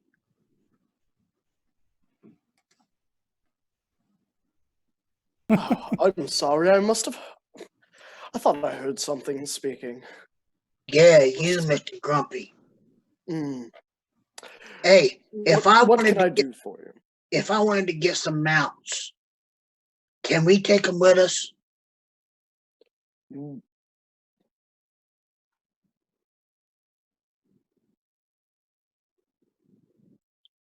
gonna give him a shrug.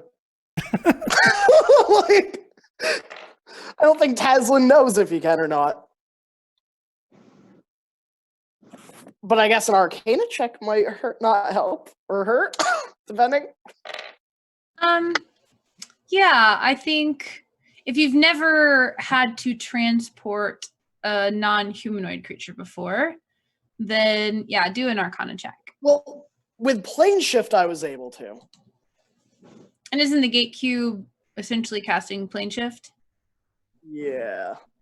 Yeah, so unless the item you were given specifically says it has to be humanoid creatures. Now, it does say it'd have to be willing.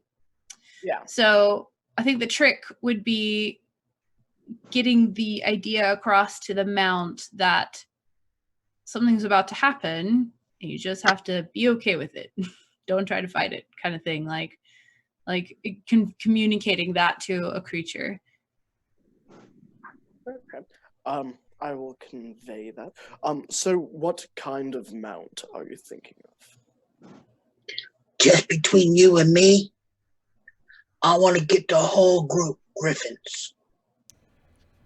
I was primarily less interested when you started this. I'm in.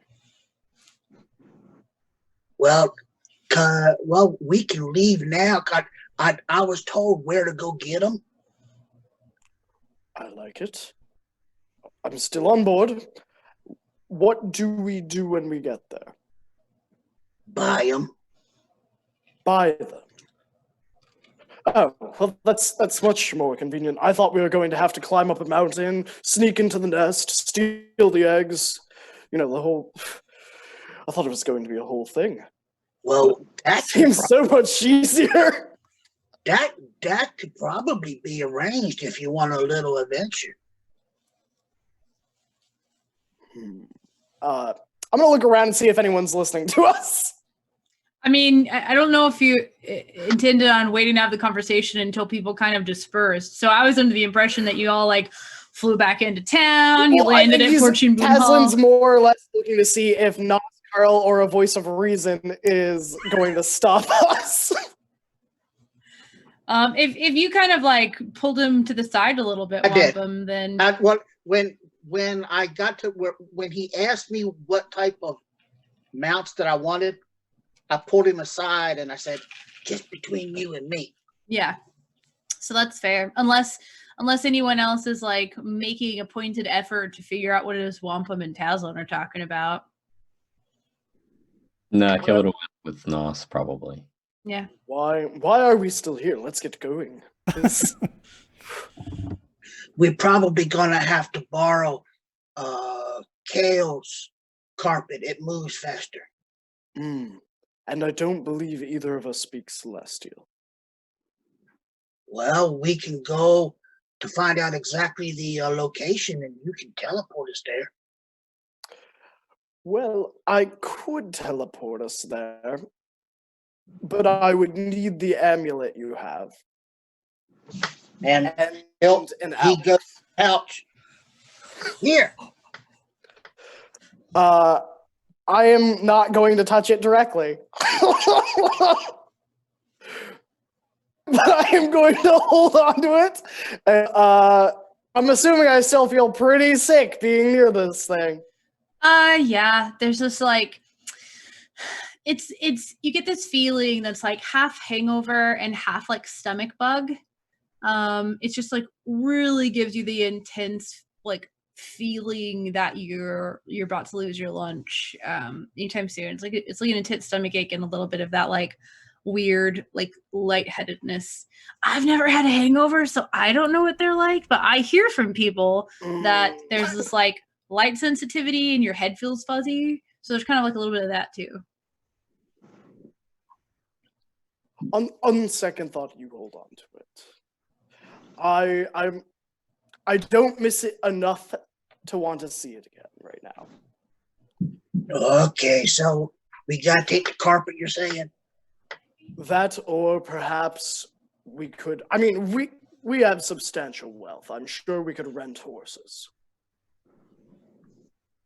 Well, what's going to move faster, the carpet or the horses? Probably the carpet. That's what I'm saying. All right, I'm in. I'll back you up. You need to convince him. Because we both know, between you and me, Kale will not lend me that carpet. So Wampum walks over to Kale. I need you to do me a favor. Sure. I'll not be Maybe. with Wampum while he's doing this. I'm going to explicitly stay away. The two troublemakers walk up and are like, "So hey, how's it going, friendo? Yeah. Just need Meanwhile, a favor real Taslin's quick." like, "Oh, bacon! I love me a nice plate of bacon to eat." Like, sit down and just like start eating. We get the episode title intro screen with the "It's Always Sunny" font. You're right. I love it. I need, Get some groceries. I need to borrow that carpet.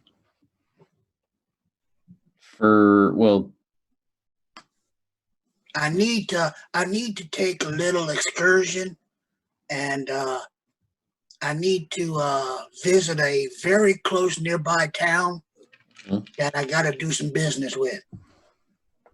About how long do you think it would take you to fly there? I'll be back in the morning. In the morning? Is this to Was this to pick up the amounts you were just talking to me about just a second ago? Okay. Well, how long do you think it would take to get there? Just to get there, not back, but just to get there. I was told 4 to 5 hours. Flying? I All right. So I got something. I think I got something for you. Hold on 1 second. Did I say it was that far away? I thought I said that it was like 40 minutes, like 40 minutes to an hour outside of town. Oh, I thought you said 4 hours. This changes the whole thing. Yeah. Because they were going to like, here, take this horse and tell them we sent you. Like, you had the impression that they get something out of it, and it wasn't going to be far enough that they were even concerned with you taking one of the horses. I feel like I meant to say like 40 minutes to an hour. Well, here we are now. Yeah. So I was like, 4 hours? Did I say that? That's not right. So rather than trying to teach you Celestial and giving you an extraordinarily valuable magical item to just run off with, What, you ain't trusting me, Elf? I trust that you will act true to your center. So, which is to say that I trust that you probably maybe might lose this important item. So I have something else for you though that you could use. Just Whoa, wait a minute. Let's back up a little bit. Sure. You saying that I'd be losing your copy? Maybe, or breaking somehow. I honestly couldn't say for sure, but How you break a carpet? I don't know, but I'm sure you'd figure it out. It's just that these are really valuable, one of them, and they're a little difficult to master. But I got something that's much easier for you to use that'll do the same thing. And what be that? He reaches into his bag of holding and he pulls out a little bronze figurine of a griffin. And he hands it to him. He says, "Here, you've seen me use this before, right?" Aye. Yeah, just toss it on the ground and you say the command word, which is blart. Just toss it on the ground, say blart real loud, and it'll turn into a griffin, and then you can fly on that, and it'll last for 6 hours. I'm glad that you picked Blart because it makes me think of that Paul Blart Mall Cop movie where he's got the like Segway, and so it's literally you like summoning the like mount with the Anyway, you have a griffin totem this whole time. I didn't even know. Yeah, it's a figurine of wondrous power I've had for a long time. I love it. I know I've looked through all the stuff that you all have, It's it's like 15 levels worth of items that I like eventually like I get through reading the second character sheet and I've forgotten half of the first one. And I like tried to make notes on the things that I thought were important, but I just obviously at some point I was like, I'm not gonna need to remember that you have a griffin totem. I'm sure it'll come up in an opportune moment. Right. And here we are. Yeah. So you said the command word and it turned into a griffin, right? Well, I told him what it was, and then I handed it to him and told him what to do. Wampum will go outside, and then he starts thinking, I better might go outside the city. Oh, Yep. I finished this bacon. It was so delicious. Come on, I'm Taz, going let's to take go. a walk now. Aslan, why are you doing this? What? They're so heavy in fat, I don't want to be unhealthy. Have a great day, Kale. I'll see you later. What is your deception modifier? 0. Okay. I feel like you're playing so true to your character. I love this. It's a 0.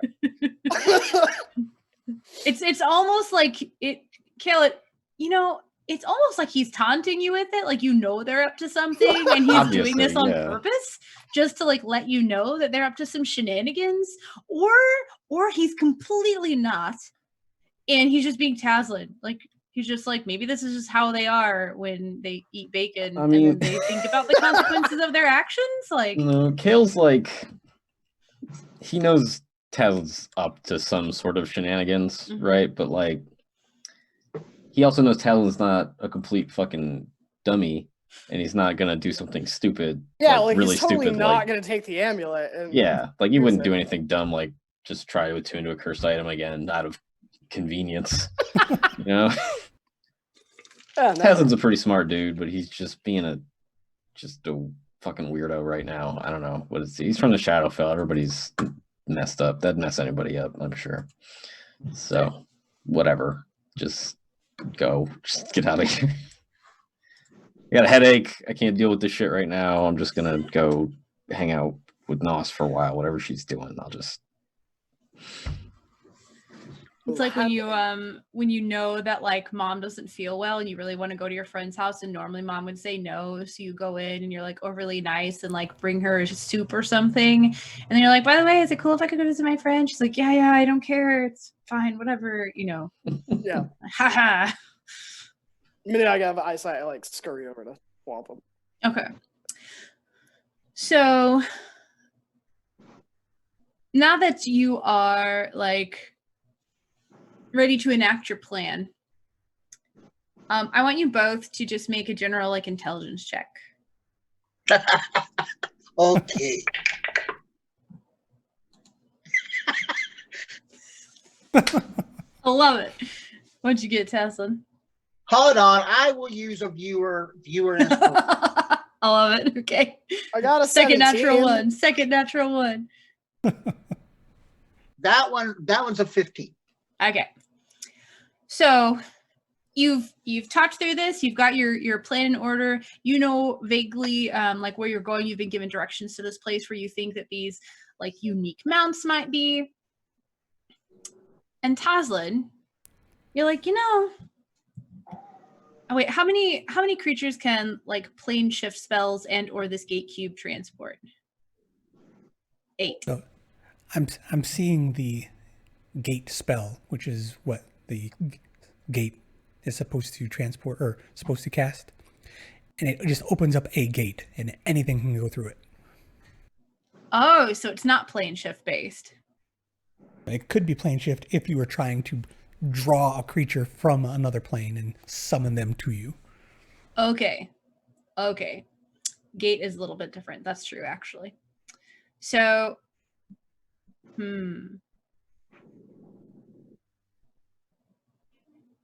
okay, that makes sense. So, never mind Taslin, because if it was plane shift and you could only move 8 creatures, getting everybody amount would mean you would have 2 creatures that couldn't travel with you, and I don't know who you would leave behind.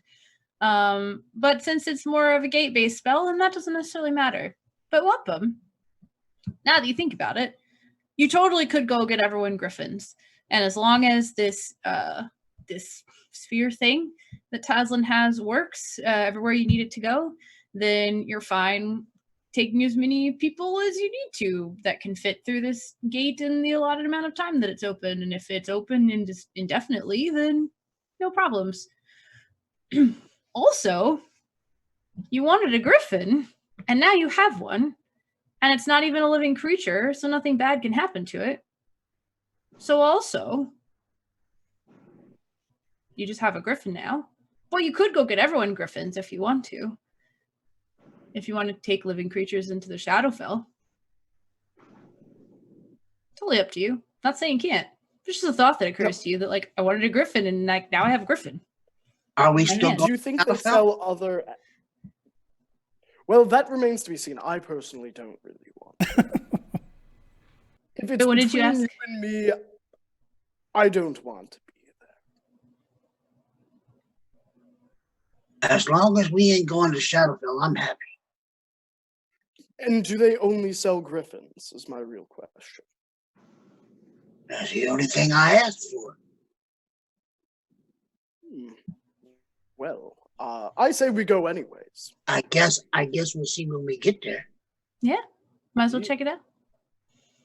Okay. Right, And I think on the... Go ahead. I'll fall on the ground. Blart. Nerd.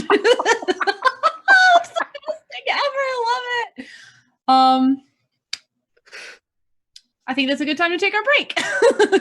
So you cast you use the command word, and is this like a unique totem? Like, is this another modified version of a magic item? Is this the normal ass? No, it's just a bronze griffin statuette. Okay, yeah.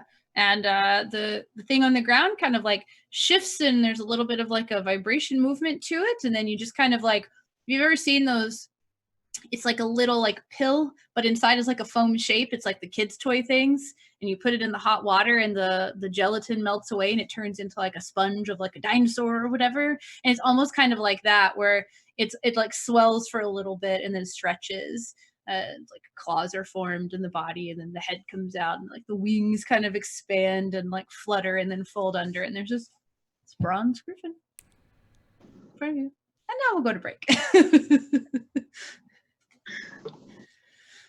Thanks everyone for hanging out. We'll be back in just. Hello everyone. Thank you for hanging out with us during the break, or I should say hanging out and waiting for us during the break while we refilled our water or coffee or beer or whatever, and maybe like scarfed down half a piece of pizza, whatever. And I believe Carl has a few words to say before we continue on. That's true. First, I just wanted to say thanks to our new followers, Tanker Tough, Joe Reloit, and Aaron Mir 32. Thanks for following. And before we get back to the game, want to give a special thanks and call out to our sponsors at Campaign Coins. They are great human beings who make really great metal coins and other RPG accessories. You can check them out at campaigncoins.com and on Twitter at campaigncoins. And if you are enjoying these fine folks arrayed before you and want to join a tabletop roleplay community, check out our Discord where we talk about that and more. If you are a subscriber to the channel or a Patreon patron, you get special perks when you join. And then if you want to be up to date and get the latest scoop when games go live or new games go up on the schedule, follow us on Twitter. That is open for adventure. Back to you, Katie. I was muted. So you said Aaron Weir, and my mind immediately went Emin Weir, like how John Rhys Davies said it in The Hobbit, and I like started to laugh and had to mute myself. So Taslin and Wampum are about to jet set off, or Griffin set off, magical set off to this stable that Wampum may be included in about that kind of like deals in specialty mounts. Hoping to find what he's looking for there. The trip. What is the fly speed of your Griffin? Is it just like standard Griffin stats? Kale? Yep, just a griffin. Just a Griffin. So I think I have those somewhere. Yep, there we go. I believe it will take even less time because the projected timeline for you before was via horseback. The page isn't loading, but I know that griffins fly more quickly than horses walk 80 feet. or trot. 80 feet. Perfect. Thank you. So it takes even less time to get there. I mean, not like super, super significantly less. I mean, I guess it is about half the time. Yeah, it takes about 30 minutes-ish to get there. So you're like coasting over the area from where the like the land spreads out from where this port city is all pretty like similarly featured. So there's like these rolling plains dotted with trees, and there are like clumps of like little mini forests, like rivers. A river runs through it kind of thing. And after about 30 minutes of travel along one of these main roads, there is, you see in the distance, there's like a main building that almost seems like cylindrical. It's very like tent-like though. You can tell because the walls appear to like shift slightly, as if like a material that flaps in the breeze. And it does, in fact, as you get closer, look to be like a very large, probably like 20 to 30 foot tall tent, but it doesn't look like a sort of like temporary structure. It looks like this is intended to be a the permanent way that the structure has been erected. It does come up to like a point almost, like in the center. And there's like smoke rising out of it as this is like late into the evening. There's light emanating from within. And although that doesn't like illuminate most of the walls, which tells you that whatever fabric or material that this is made out of is fairly thick, you do see it kind of like light pouring out one of the like doorway opening looking things. There are several buildings as well as like large fences that like jut off from this structure. It's like it's freestanding, and then there's like a 30-foot fence. Now you're flying, so you can see down into it. That seems really sturdy, solidly built. It's not one of those like typical farm side of the road fences that's really just like poles and a couple of side poles that like a person can slip through. This is like a really sturdy, like almost like a privacy fence, but you can see through it a little bit. There's a big sort of like set of double doors, and it's almost like this is cordoned pastures or something along those lines. And then each individual, it's like almost like individual barns that are pretty good sized too. You know, they're like if horses were in there, for instance, it would be like a six horse stable kind of thing, like decently sized. So where are you going to approach? I'll land the griffin right outside, like the pathway coming in. Okay. And then with that item, can you turn it off and then like turn it back on? Or once it's on, does it have to stay on for 6 hours and then you have to let it recharge? You muted. It stays on for 6 hours and then you can't use it again for 5 days. Okay. Or you can turn it off if you want. But it like goes for 6 hours and you can like dismiss it into a statue and then bring it back, or once it's back a statue, you're... Let me confirm very fast. I was to say, I guess more importantly, did you tell Wampum any of that? I did not. And once it has been used, it can't be used again until 5 days have passed. Okay. So do you like hitch it essentially? Yeah, okay, just leave it there. That's fine. So as you get closer, you can hear the sound of not like merriment, like there's a party going on, but there's talking, there's a little bit of like music. It sounds like somebody's playing a stringed instrument that has a bow. It has a really low tone to it, so it's not exactly like a violin, maybe a viola, or perhaps even a cello, and the notes they're playing are just kind of like higher in the range. And so there's just the general sound of like activity and like a meal is being shared or something inside. So like people are talking and there's like commotion, what have you. So you as you kind of like around the side of this building, it looks like the sides of this are like a combination of cloth and like hide, intended to be like waterproofed a bit. And you can tell as you like peer into the inside of this that although like tent-like from the outside, the inside has a wooden structure to it that seems very permanent, like thick beams and supports and such. So it just seems like this is the way they decided to build this, again, as rather than that it's like a movable structure or anything like that. So there's essentially there's an opening way where there is like not a desk, but maybe like a little like podium. It looks like it's almost for like receiving in a way, and there are several tables inside where people are sitting and they seem to be eating like something out of bowls, some type of soup with like biscuits or bread. There are just like beds kind of like out in the open, like lining the walls. Each of them have little like chests next to it or what have you. And what is everybody laughing at? Of like what's happening in chat that I'm missing? Slapping the base, that's what it is, okay? I was like, something funny is happening. I need to know what it is.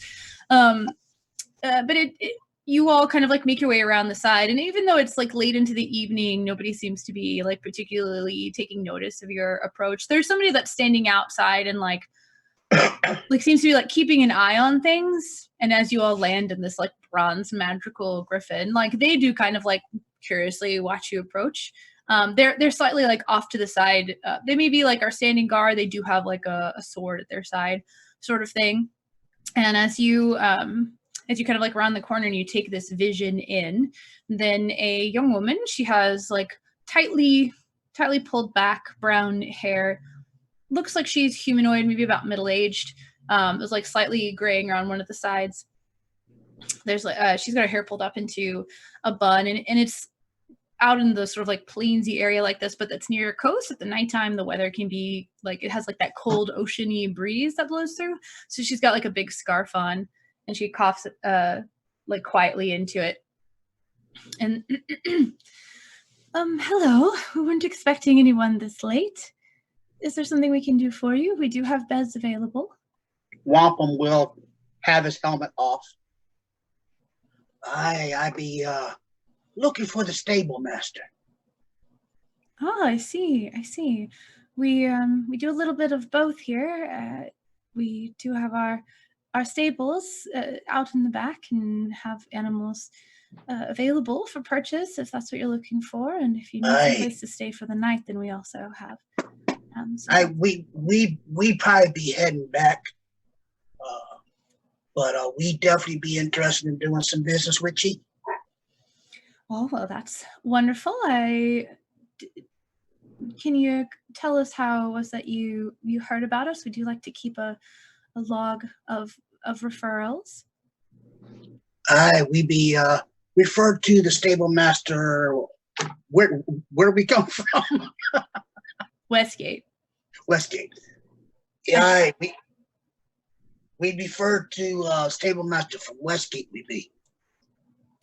I see. Well, welcome to Wing and Claw. We do deal in specialty creatures here. They've all been very well trained. We have extensive care guides that we can provide for each of them. Of course, being that some of these are rare or difficult to work with creatures, depending upon what it is you're looking for, we may or may not have immediately available something, but we can work on it for you. So is there anything in particular looking for? Would you select to peruse and see what we do have on hand? We be interested in griffins if he be having the number that we be looking for. I would be interested in what other animals and mounts you do have as well.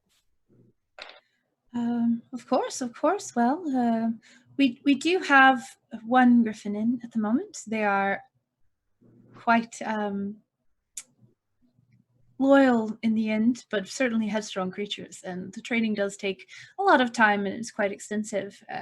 They're one of the more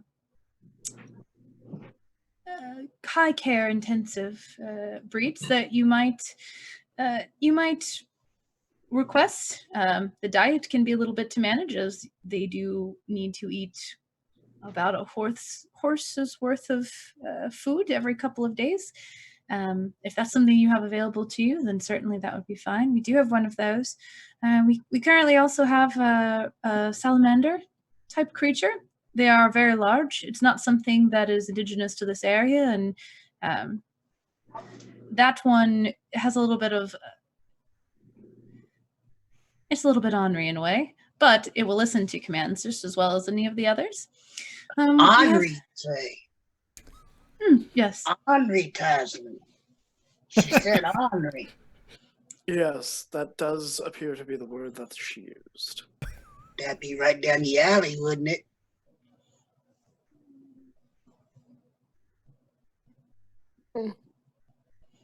She kind of like laughs behind her scarf as you're having this conversation. There's also the beetle. That one has it's not as quick on land, but it has multiple uses. It can climb rock walls and such fairly easily, and it can fly as well. So that's a bit multi-purpose. And then there's, of course, the little bit more traditional. Well, why don't I'll take you out back. Do either of you have delicate temperaments that we should worry about? Will the animals be frightening to you in any way? I know. Very well. And she turns around and she kind of like leans over to one of the people that's inside and has like a quick exchange with them. And they nod. And she reaches over on the side where there's like a coat rack essentially, and like takes like a little bit like heavier of a jacket than just the like linen sort of like clothing that she's got on. And she puts that on, and this other person sort of like takes up the position of in the chair that she had been sitting in before she stood up to greet you. Basically, like watch the place while I'm gone kind of thing. Grabs her coat, puts it on, grabs like a key ring essentially off the wall. But they look like really interesting keys. It doesn't look like the normal sort of like there's the post and then the prongs sort of situation. These are like, some of them are square and some of them are circular, and they have all these weird like shapes about them, and it's just like a really unique sort of thing that looks vaguely reminiscent of something you've seen, but very different at the same time. She leads you outside and around to where this really large fence is, and opens that up. There's like a small door inset to the two large double doors, where it's like that's what humanoids would use to get in and out, but they have the capacity to open it up for something larger, like a beetle that might have to come in or what have you. And she takes some time. Each building is like a different type of creature. There are two of these like giant horned beetles, and she explains that these creatures are mostly herbivores. They do eat kind of as you travel, so as long as you have large amounts of like grass type feed, then those should be fine. There's like a jackalope-esque type creature. She explains that this one is a bit more of like a jostling ride, because they do have like more of a bounding sort of way of moving around. Good for like quick turns and escapes. So if you do something that requires a great amount of agility, then that might be something more up your alley. She says, if you're looking for more than just the one mount.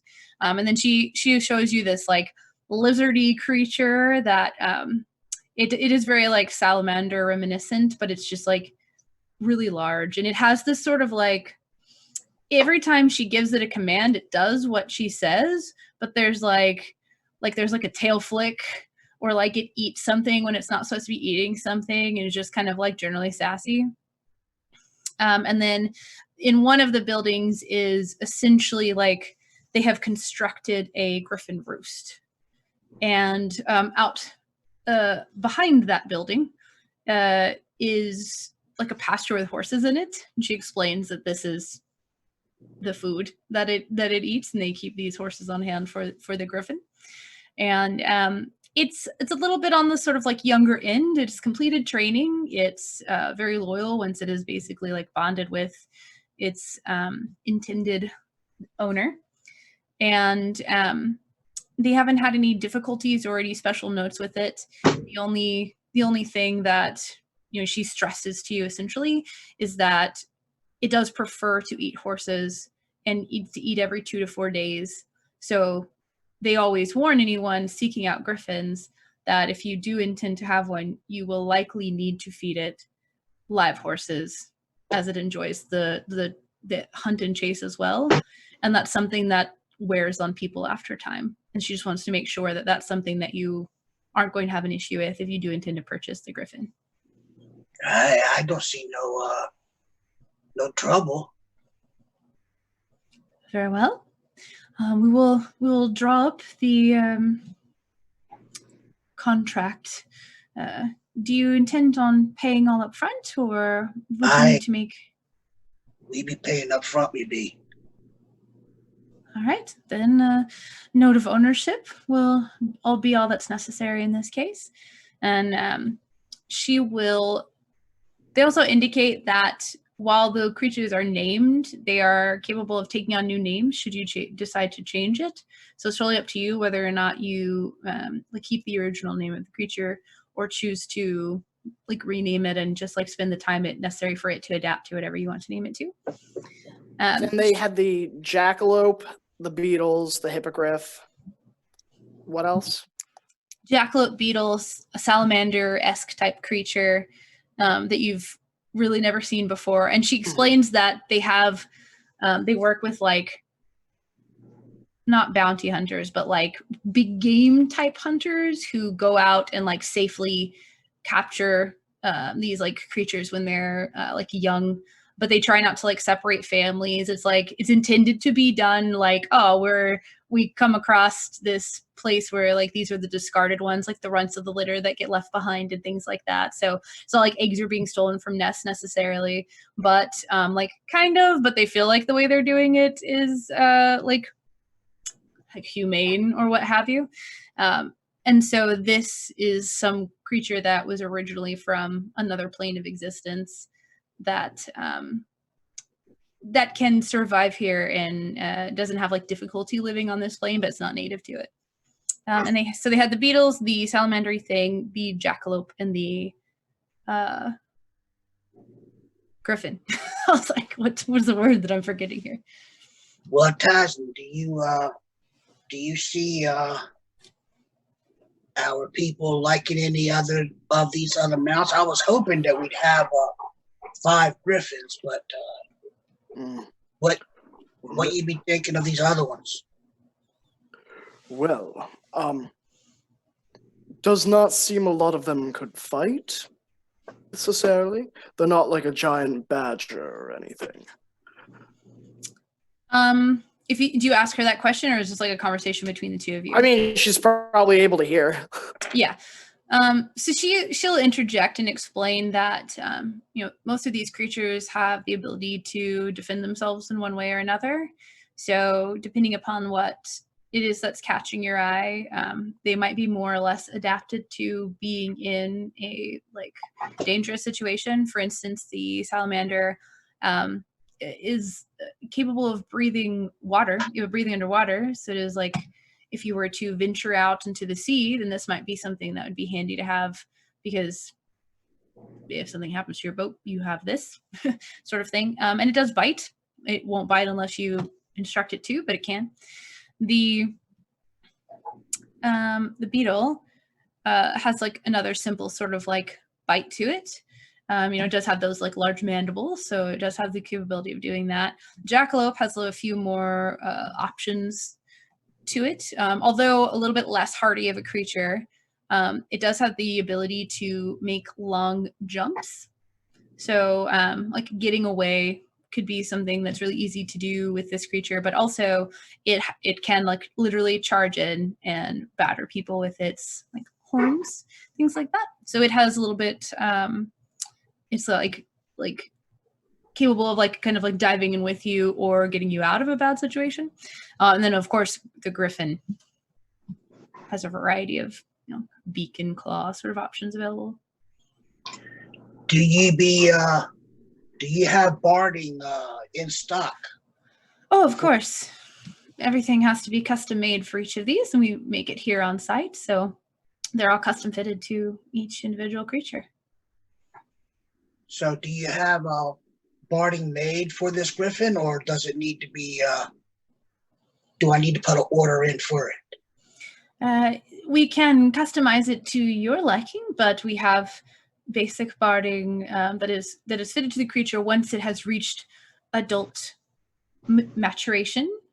So although on the younger end this one is fully sized, it shouldn't become any larger except by overfeeding. And it is adjustable barding, so as long as it doesn't become a quite sedentary creature, then this should last you as long as you are together. Aye. What you be thinking about, Tyson? This be my treat if you want to get something.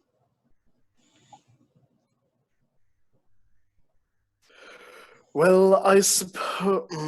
What are your thoughts? The salamander or the rabbit with horns? I've already came up with names for both: Newt and Hoppers. We might have to discuss that later. You know, you're right. Hoppers it is.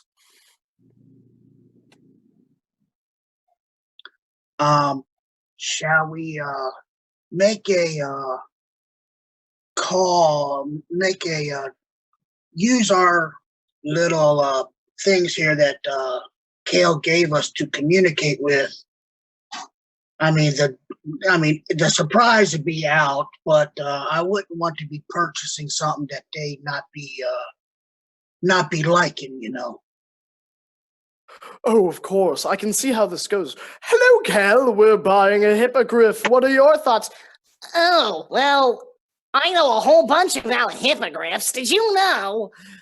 And then he talks us out of it, or he's like, that's not very smart. Don't do that. How about you don't do that? Mm-hmm.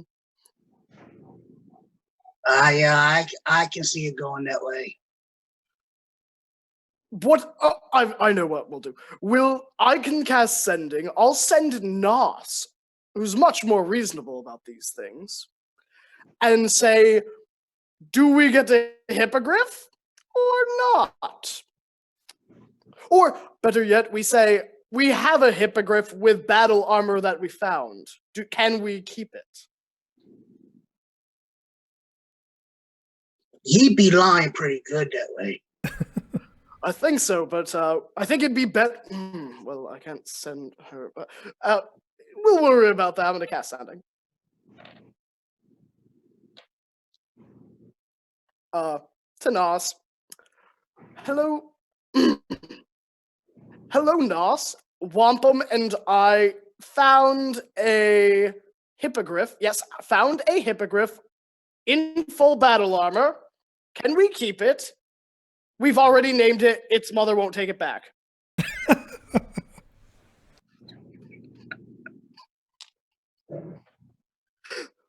Just looks very confused.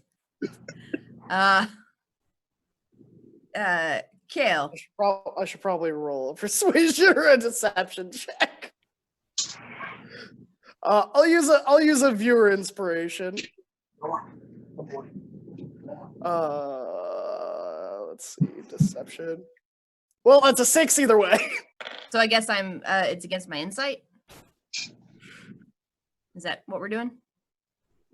Yeah, anytime you are wanting to like assess the motivations of another creature, insight would be the trade-off there. Oof. So you got a 6, but I got a 1. Here, Did you use an inspiration? Did not.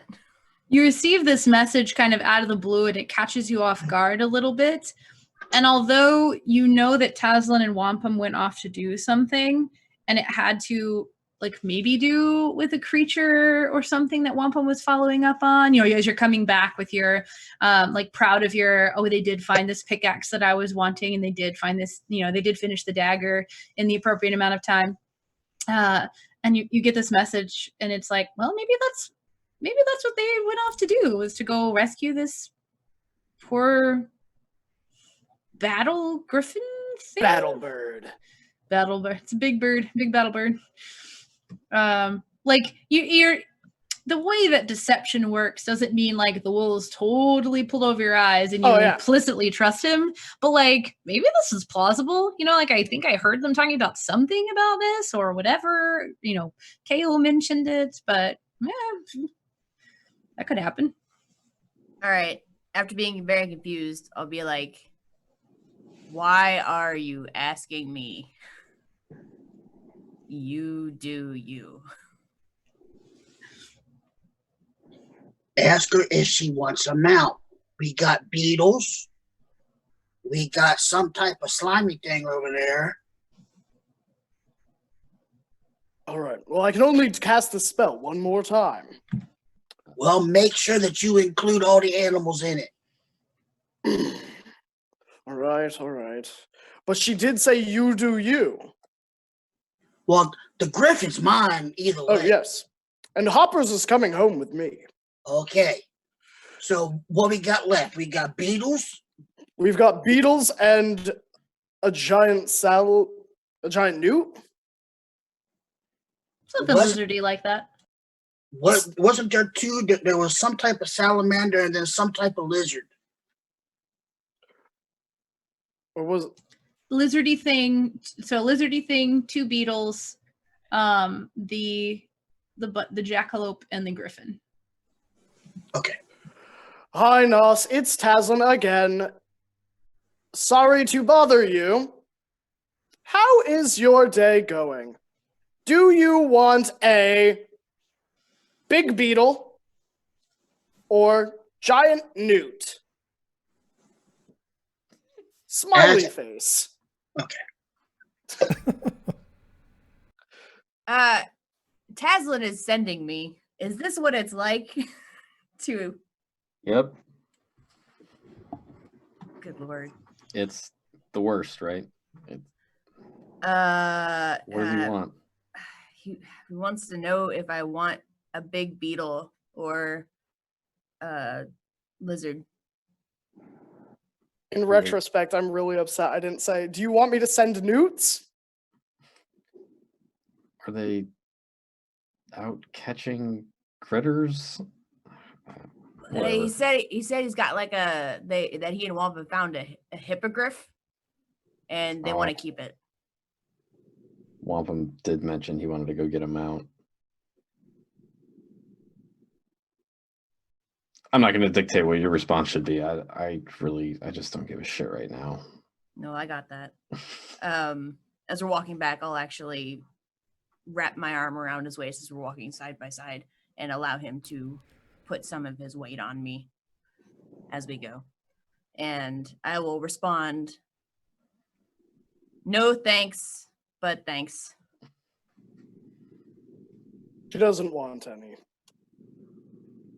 She be regretting that, I believe. Oh, I mean, when we're hopping and flying around, I have no doubt. Before we make this purchase, the hippogriff won't try to eat the jackalope, correct?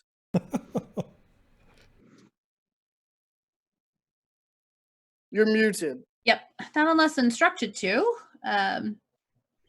They are all trained to eat what they are indicated is okay to consume.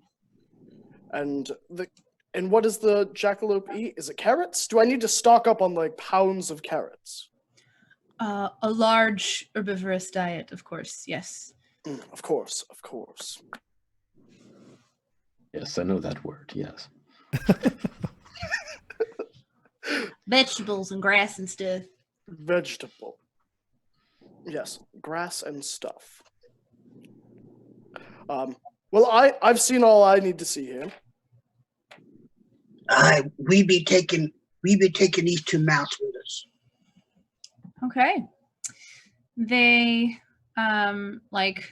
basically they pull out these like deeds of ownership essentially and like make notes about the transference. I'm going to have to spend some time totaling up the cost because I found what I think is a really inventive way of doing it, which includes like multipliers based on like abilities and like a base cost based on CR.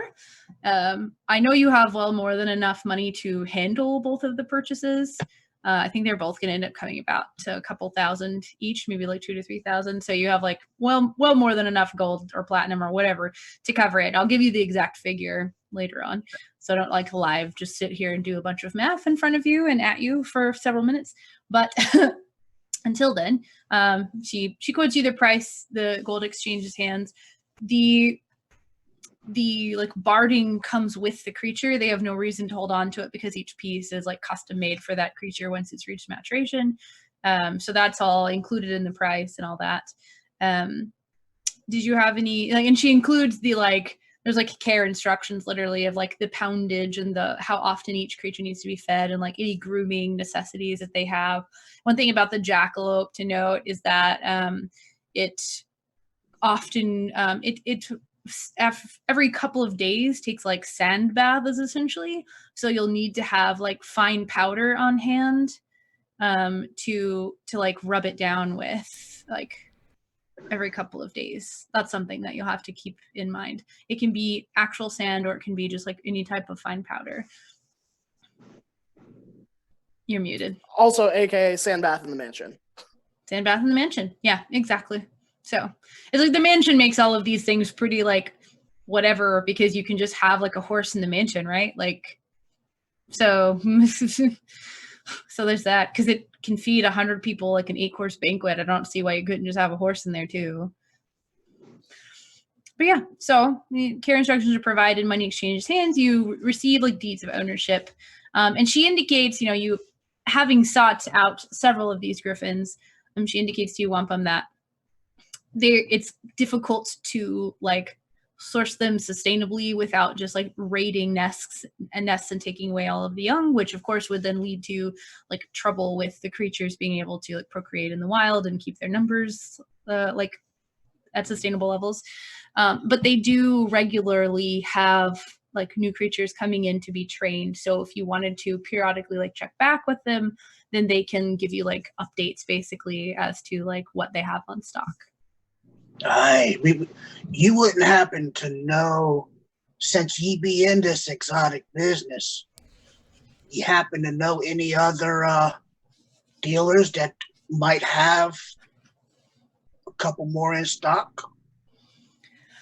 We do have a small network. It's a bit family owned and run, and she kind of like gestures, you're back at the sort of like main area now, and she kind of like nods over her shoulder at it seems like there's like a bit of a partitioned off area inside where there are some beds that are kind of out in the open. There's like it's a wall, but it's not like made of wood or anything like that. It's like a cordoned off area essentially that's like covered by the same sort of like material that the outside is made of. And she like gestures back to that where somebody has like walked in and out of a door, and just explains that they have several like locations like dotted around the like continent, I guess, basically. And she can point to on a map where a few of them are. There are 3 in total. They do have the ability to communicate to each other, but they have already done so today, and they don't have the ability to do it again until the next day. So they wouldn't be able to check on the stock of anything immediately, but they could, if they have a way of getting in touch with you, then they could check on that and like get back in touch with you. Or if you have a way of reaching back out to them, then they can communicate that to you once they've had a chance to find it out. I will give them my name so they can send me. Okay, perfect. Yeah, so it's like they essentially have like the equivalent of a few of these like sending stones that they use to communicate with each other, but they also have like the ability to go to someone who has the ability to cast the spell and they can reach out to you. It just means that it'll be a couple of days before they've made contact with the person who can freely cast this like type of communication after they've had a chance to speak to each other and figure out what they've got on hand. And these locations would be where? One is, let me go look at my map here. Oh no, where's the tab with the map on it? It's like 18 tabs open. Did I close out of the map? No way. No way I closed out of the map. I had it pulled up. No. I'll tell you what the locations are. Okay, Oh, here later. it is. Here it is. Okay. So this is the Westgate location. There is another one north of the Dalelands. It is near the northern tip of the Desert Smith Mountains near like the, is that Dagger Falls? There are a couple of points here that I can't tell which one is with which one, but it's near the northern mountains there, near that city, yeah, by Dagger Falls. That's one of them. And then the other one is far to the west. It is there's the Reaching Woods is like basically like due west almost of Westgate, west and slightly north. And they have another location near that forest that's north of a town called Verdusk. Or a city, I should say. That's not a town. Okay. And those are the 2 other locations that they have. Gotcha. Basically like our cousins over here and our cousins over here kind of thing. Okay. Well, I'll go out and we'll pack everything up. I will dismiss the figurine. Okay. Then I'll make a bet with Taslin on who gets back first. Okay. I'll send you, I think you have the link to the stat blocks that you had sent me, John. But Yeah. What were you going to say, Taslin? Oh, I am quite certain your hippogriff is going to get there faster. So, They're called griffins, dummy. Neither of them exist in the Shadowfell. do you take the bet? Oh, absolutely not. Okay. So the this young griffin does have a fly speed of 60 feet. It's noted as a dire jackalope, but it's not necessarily dire. It's just very large. It's a large jackalope. Actually has a speed of 75 feet per round. So super fast. Not as many like offensive capabilities as the griffin. But you actually do make it back first, Taslim. And regret not taking that bet, perhaps, if you would be so inclined to regret not making that easy money. That is okay. Okay. I'm assuming I have to check in with the stable master at the front and the guards and be like, yo, I'm here. I'm going in. I'm going to ride hoppers all the way back up to Fortune Boone Hall. So you do reach the gates of the city, and as they see you approaching, the two guards that were on like either side of the door immediately, as well as a few that are like stationed slightly like further away along the walls, immediately come up and block the entrance with their hands up, and they're telling you to stop. Whoa, whoa, whoa there. Oh, sorry. I didn't know it was this fast. There's like several of them standing in front of you, and they have like helmets on, so you can like see eyes, but not like you can't see like their like faces fully necessarily. And especially when they saw you like coming up this quickly, the sort of like battle readiness kind of like they flipped the visor sort of thing down or whatever. And we know we have laws about exotic animals in the city, so you'll have to stable this somewhere else. I see. I'm sorry nobody told you before now. That it's perfectly fine. I totally understand. In the distance, they see this like griffin flying at the city. Like, is this a friend of yours? Maybe. Make a deception check. Well, I mean, yeah. That's a 7. And there's like a head tilt that's like easily like readable as somebody who didn't believe the shit that you just tried to say to them. Or maybe if you genuinely... I didn't deny it. I did not deny it. I just said maybe. That's an ambiguous statement. That's fair. That's fair. But there's still that sort of like police officer disbelief. Like, I mean, it very well could be my friend who just bought a hippogriff. Gotta let your friend know. Well, I'm all out of spell slot. I don't have, I guess I use the stone. I guess that's my only option is to message Kale and have Kale message Wampum. Hey, Kale, it's Taslin. Wampum's flying towards the city on a hippogriff. They don't allow exotic mounts in the city. Please send him. Already cast too many spells. Thanks. Also, I'm sleeping outside the city. with hoppers. And you're not too terribly far behind him, Wampum, but you were already informed by the stable master that you had spoken to that they don't allow this. So how do you plan to approach the city? I'm going to fly down and land beside Taslin. Okay. And I'll be laughing, going pretty quick. In the meantime, you receive this message, Kale, from Taslin that seems like a little hurried and panicked. How do you react?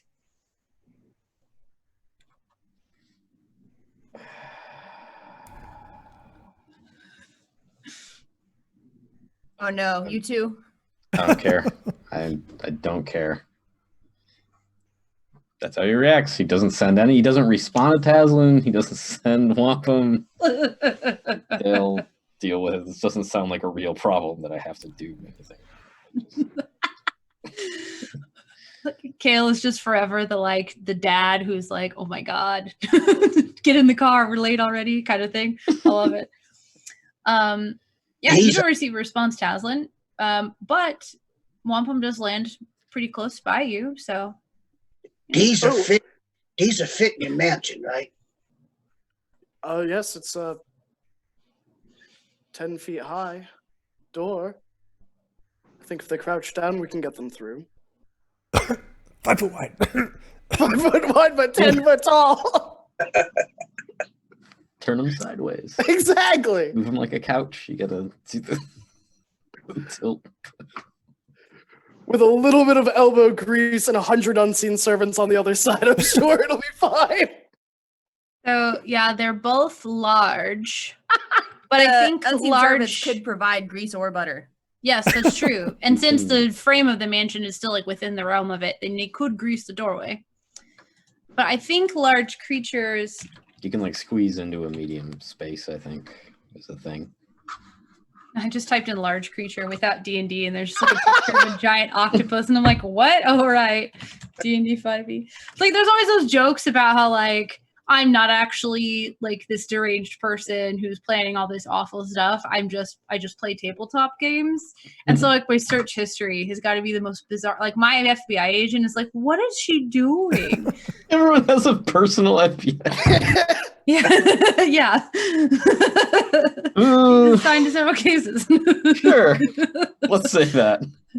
I can't believe you've never heard that joke before. That's No, so I funny. have. It's just Okay. also I've been to the FBI HQ.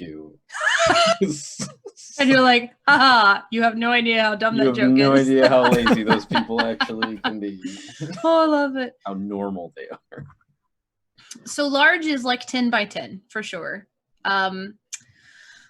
If we do a little math, because it's pretty rough to shove like organs down into like a lesser space, but let's see. So Pythagorean theorem.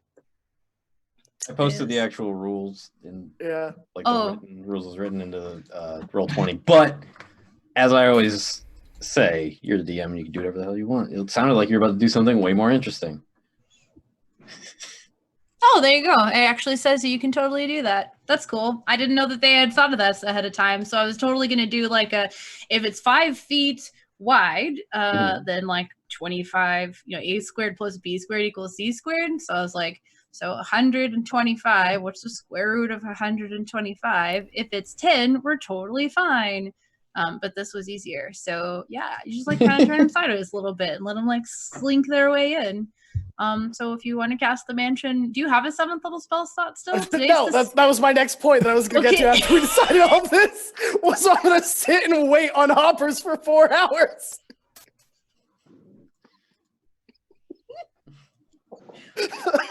Well, have you used Arcane Recovery already today? I can only get up to a 6 level slot. I can get 8 Oh, levels that's right, total, but yeah. it can't go higher than a 6 level slot, which is so dumb. Yeah. So, because I had to cast Mansion way back in Loudwater, I am gonna sit on hoppers for 4 hours and just let him graze about and dig a hole or something. Take a hole. He is like a domesticated exotic creature. So as long as you are on him, like mounted, he's going to react to all the commands that, like, along with the care instructions, was like they gave you like quick, they're outside range animals. So if you want to turn left, you have to like pull to the left and make sure the outside rain is the one like touching them, and that's what's gonna like steer them, blah blah blah. Haha, I'm from Texas and I know inside rain and outside rain. And they give you like a quick rundown of like what you need to know to be able to actually like ride the creature, which is a little bit more significant for the jackalope than for the griffin. Like, hold on, there's a saddle, it's got a strap for you, you're fine. With the griffin, with the jackalope, it's like, so they bound, and there's quick turns and stuff. So here's how you post, and here's how you make sure if you gesture quickly, it's going to make a quick turn, and you're going to have to like lean and blah blah blah blah. But there's also like instructions that they give you, like, that are written as like reminders, so that if you forget, then you can refer back to it. But as long as you are mounted on it, all that to say, it's not going to like free graze unless you give it like the command that it's like at like ease, essentially. So Oh yeah, I mean, I'm going to tell it to lay down, and then I'm sure it's comfy and soft. I'm just gonna lay on top of it and just like that's cute. feel like Yeah. just crash here outside the city. And you named it Hoppers? His name is Hoppers, or I its love name it. is Hoppers. I shouldn't misgender it. You would have to check. They didn't Whatever its specify. slave name was before, it's Hoppers now. All right. What are you doing, Wampum, with your, did you explain that you can't cast the mansion, or did you just like post up. Oh, absolutely not. I would not admit that I miscalculated this or did not have a backup plan. I'm just gonna chill it. So they do ask you to stay like 100 feet or so away from like the main entrance. So they'll like direct you both to kind of like back off into the field a bit. But it's not like you're like so terribly far away that you like can't see it or anything like that. You're only like 100 feet. If there's brigands on the road, you'll help us, right? Of course, that's our job. Oh, just checking. You're so far away. What's your plan, Wampum? Wampum will stay with the mount, Okay. just shaking his head at Taslin, knowing that, he kind of screwed up on the spell casting.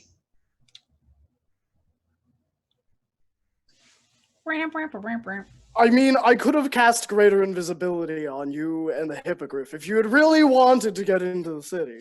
just a dwarf just sitting in sitting position, flying over the side of the wall. I think they might take notice of that. Like I think I might without have, a plane. I might also, well, invisibility, I think I have to hold concentration too. Never mind. Yeah. Lefcadio, what have you spent your evening doing? Not without picking up her stuff. Kale's tired and grumpy. They went off and did some shenanigans. What did Lefcadio do this evening? So initially, I was like critical of the lavish expense paid on Fortune Boon Hall. So I've been hanging around it, and I'm still standoffish about the ostentatiousness of it. But in the same realm, my patron, Nabanian, would like to extend his influence into the material plane. And he was gone for a while, so there isn't really that much of a following for Nobanian. So I'm wondering if I've got this all wrong. Like maybe if you need a church, you need to. I mean, there's like an investment and there's a return on investment. Maybe I've got it all wrong. He's just walking around Fortune Boon Hall and pondering all of this. Fair. That's it. So when you arrived, of course, your experience with this entire organization, this entire faith up front, is this lavish party, and there's this like decadent food and exchange of gold and gambling and stuff that's just really it's not something that you necessarily like object to on principle, but you're right, it's like this is a lavish expenditure that's unnecessary.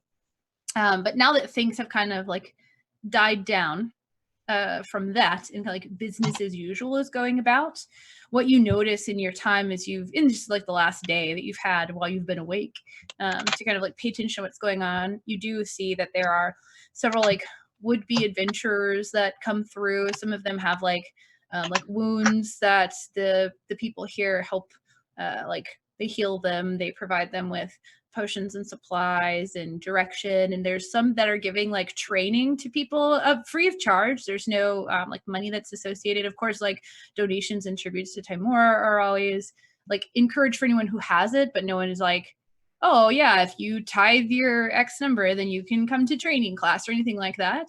So you see that what you witness over the time that you have to like walk around and see what business as usual really is here is a whole lot of like community investment, essentially. Like they really do a lot to take care of the people who are like going into harm's way to try to complete difficult tasks for other people, and just generally do like provide good services to like give back in that way. And although there is a bit of like encouragement to like fortune favors the bold sort of thing, it looks like they're doing their best to support people who take that advice to heart, by like investing in them.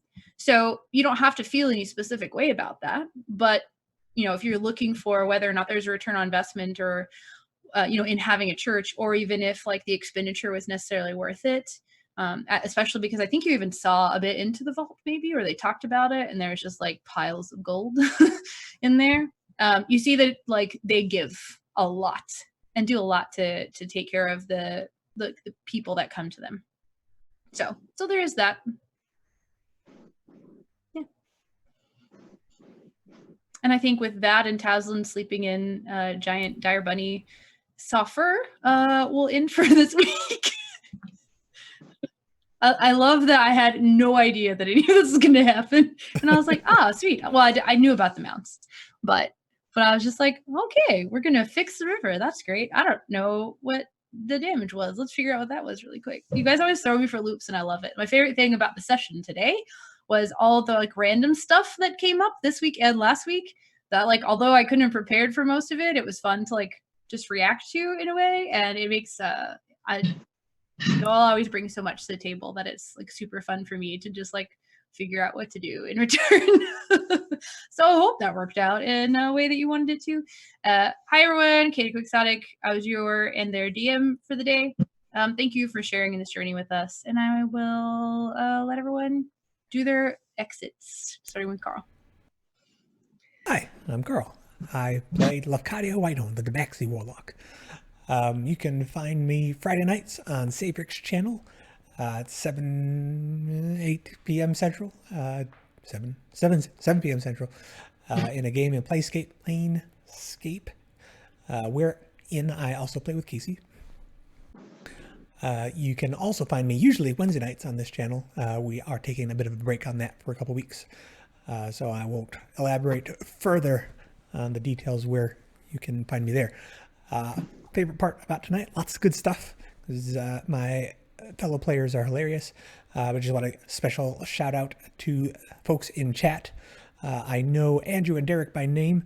I don't know Zero Omega Prime, Soon Raccoon, or Flame Master. Elan, you guys are hilarious, and They're my peeps. it is very. It's a second level of enjoyment.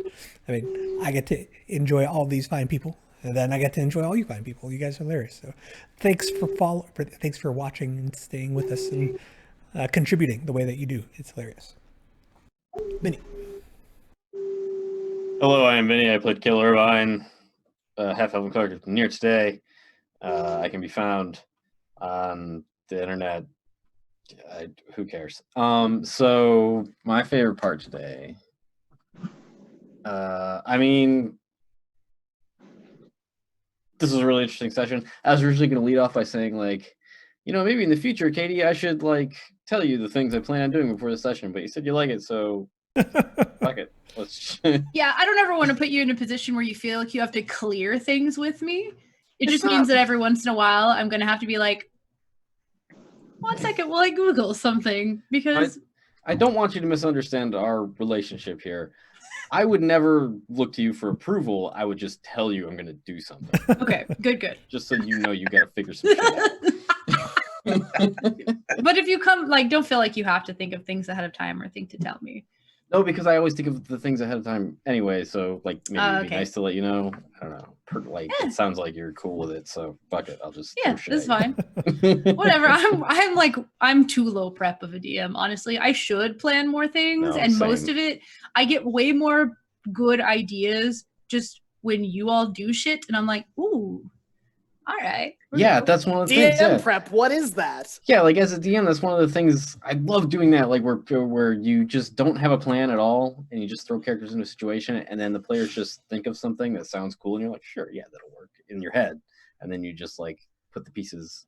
You're putting the pieces of railway in front of the train as it's moving. Yes, that's very much my DM style. Yeah, that'll work. That's fine. Same. Anyway, sorry. Continue. Sure. Favorite part for sure was the Lafcadio Kale conversation. I really enjoyed that. I didn't know that was going to happen either, so that was fun to do. I just generally like when Lafcadio is in the spotlight because I feel like we don't get that very often, so it's nice. Not that I'm trying to pressure Carl into doing it more often. I'm just saying it's cool when it does happen. And now I'm done. Audio spin-off series next year. It's Casey's turn now. Well, it would be if I didn't humbly ask if it is all right with all of you to go last, because I have a long list of favorite scenes and parts. And I'm just going to come around and pick up after everyone else has had their turn, because surely there is much in here that will not be said. All right. All right, guys. I am John. I am the dwarf of Marabar, master of the axe, enemy of the drow, traveler of the plains, destroyer of shadow, deliverer of certain death, and now a rider of a griffin. I am Wampum Thunderbelly. Like D-Sword said in chat here, I can just see Katie just taking all her DM notes and just throwing them up in the air, saying, all right, screw this, here we go. And that was how you handle it was extremely well, with us throwing all kinds of shit at you. So I enjoyed it. Go ahead. Hi. My name is Graham, or Graham Crackers, or I don't remember my Twitter handle, so I play Tazlin Evrio, your friendly neighborhood Shatterkai necromancer with no titles because he wouldn't label himself. And now I also play Hoppers, so you're welcome. My favorite part was, so we already said the Lufcadio part, so I can't use that one. I think that my favorite part, well, I had a lot of favorite parts, but hands down was the scene of Nos and Wampum kind of underwater rolling these boulders and digging up the river to kind of fix the damage that we've done, because we don't really factor in that we're super powerful now and like can eviscerate a forest in like 3 minutes. And it's always nice to see the two of them working together. It's all you, Casey. Hey, back to me. I'm Casey, KCH on the social medias. Like Carl said, you can find me over on Cyber's channel at 7 p.m. CST doing Planescape game. Coming up, we might be playing around as cranium rats, so that might be fun, if you want to check that out. As far as favorite parts go, only 1.5 was mentioned. So I will tell you, starting out, favorite part, hands down, was when Kale openly, verbally admitted that we are his chosen family, which I do not believe he has ever done before. He's thought about it, but he's never shared it. And that was a bit of a breakthrough, because the character is very standoffish for obvious reasons. So that was awesome. And then I will also say Graham/Taslin's impression of Kale when he was pretending to be Kale. I mean, like the nasally thing, maybe not so much, but then towards the end, you're like, no, this is what he would actually say, and it was totally on point there, on brand. Also,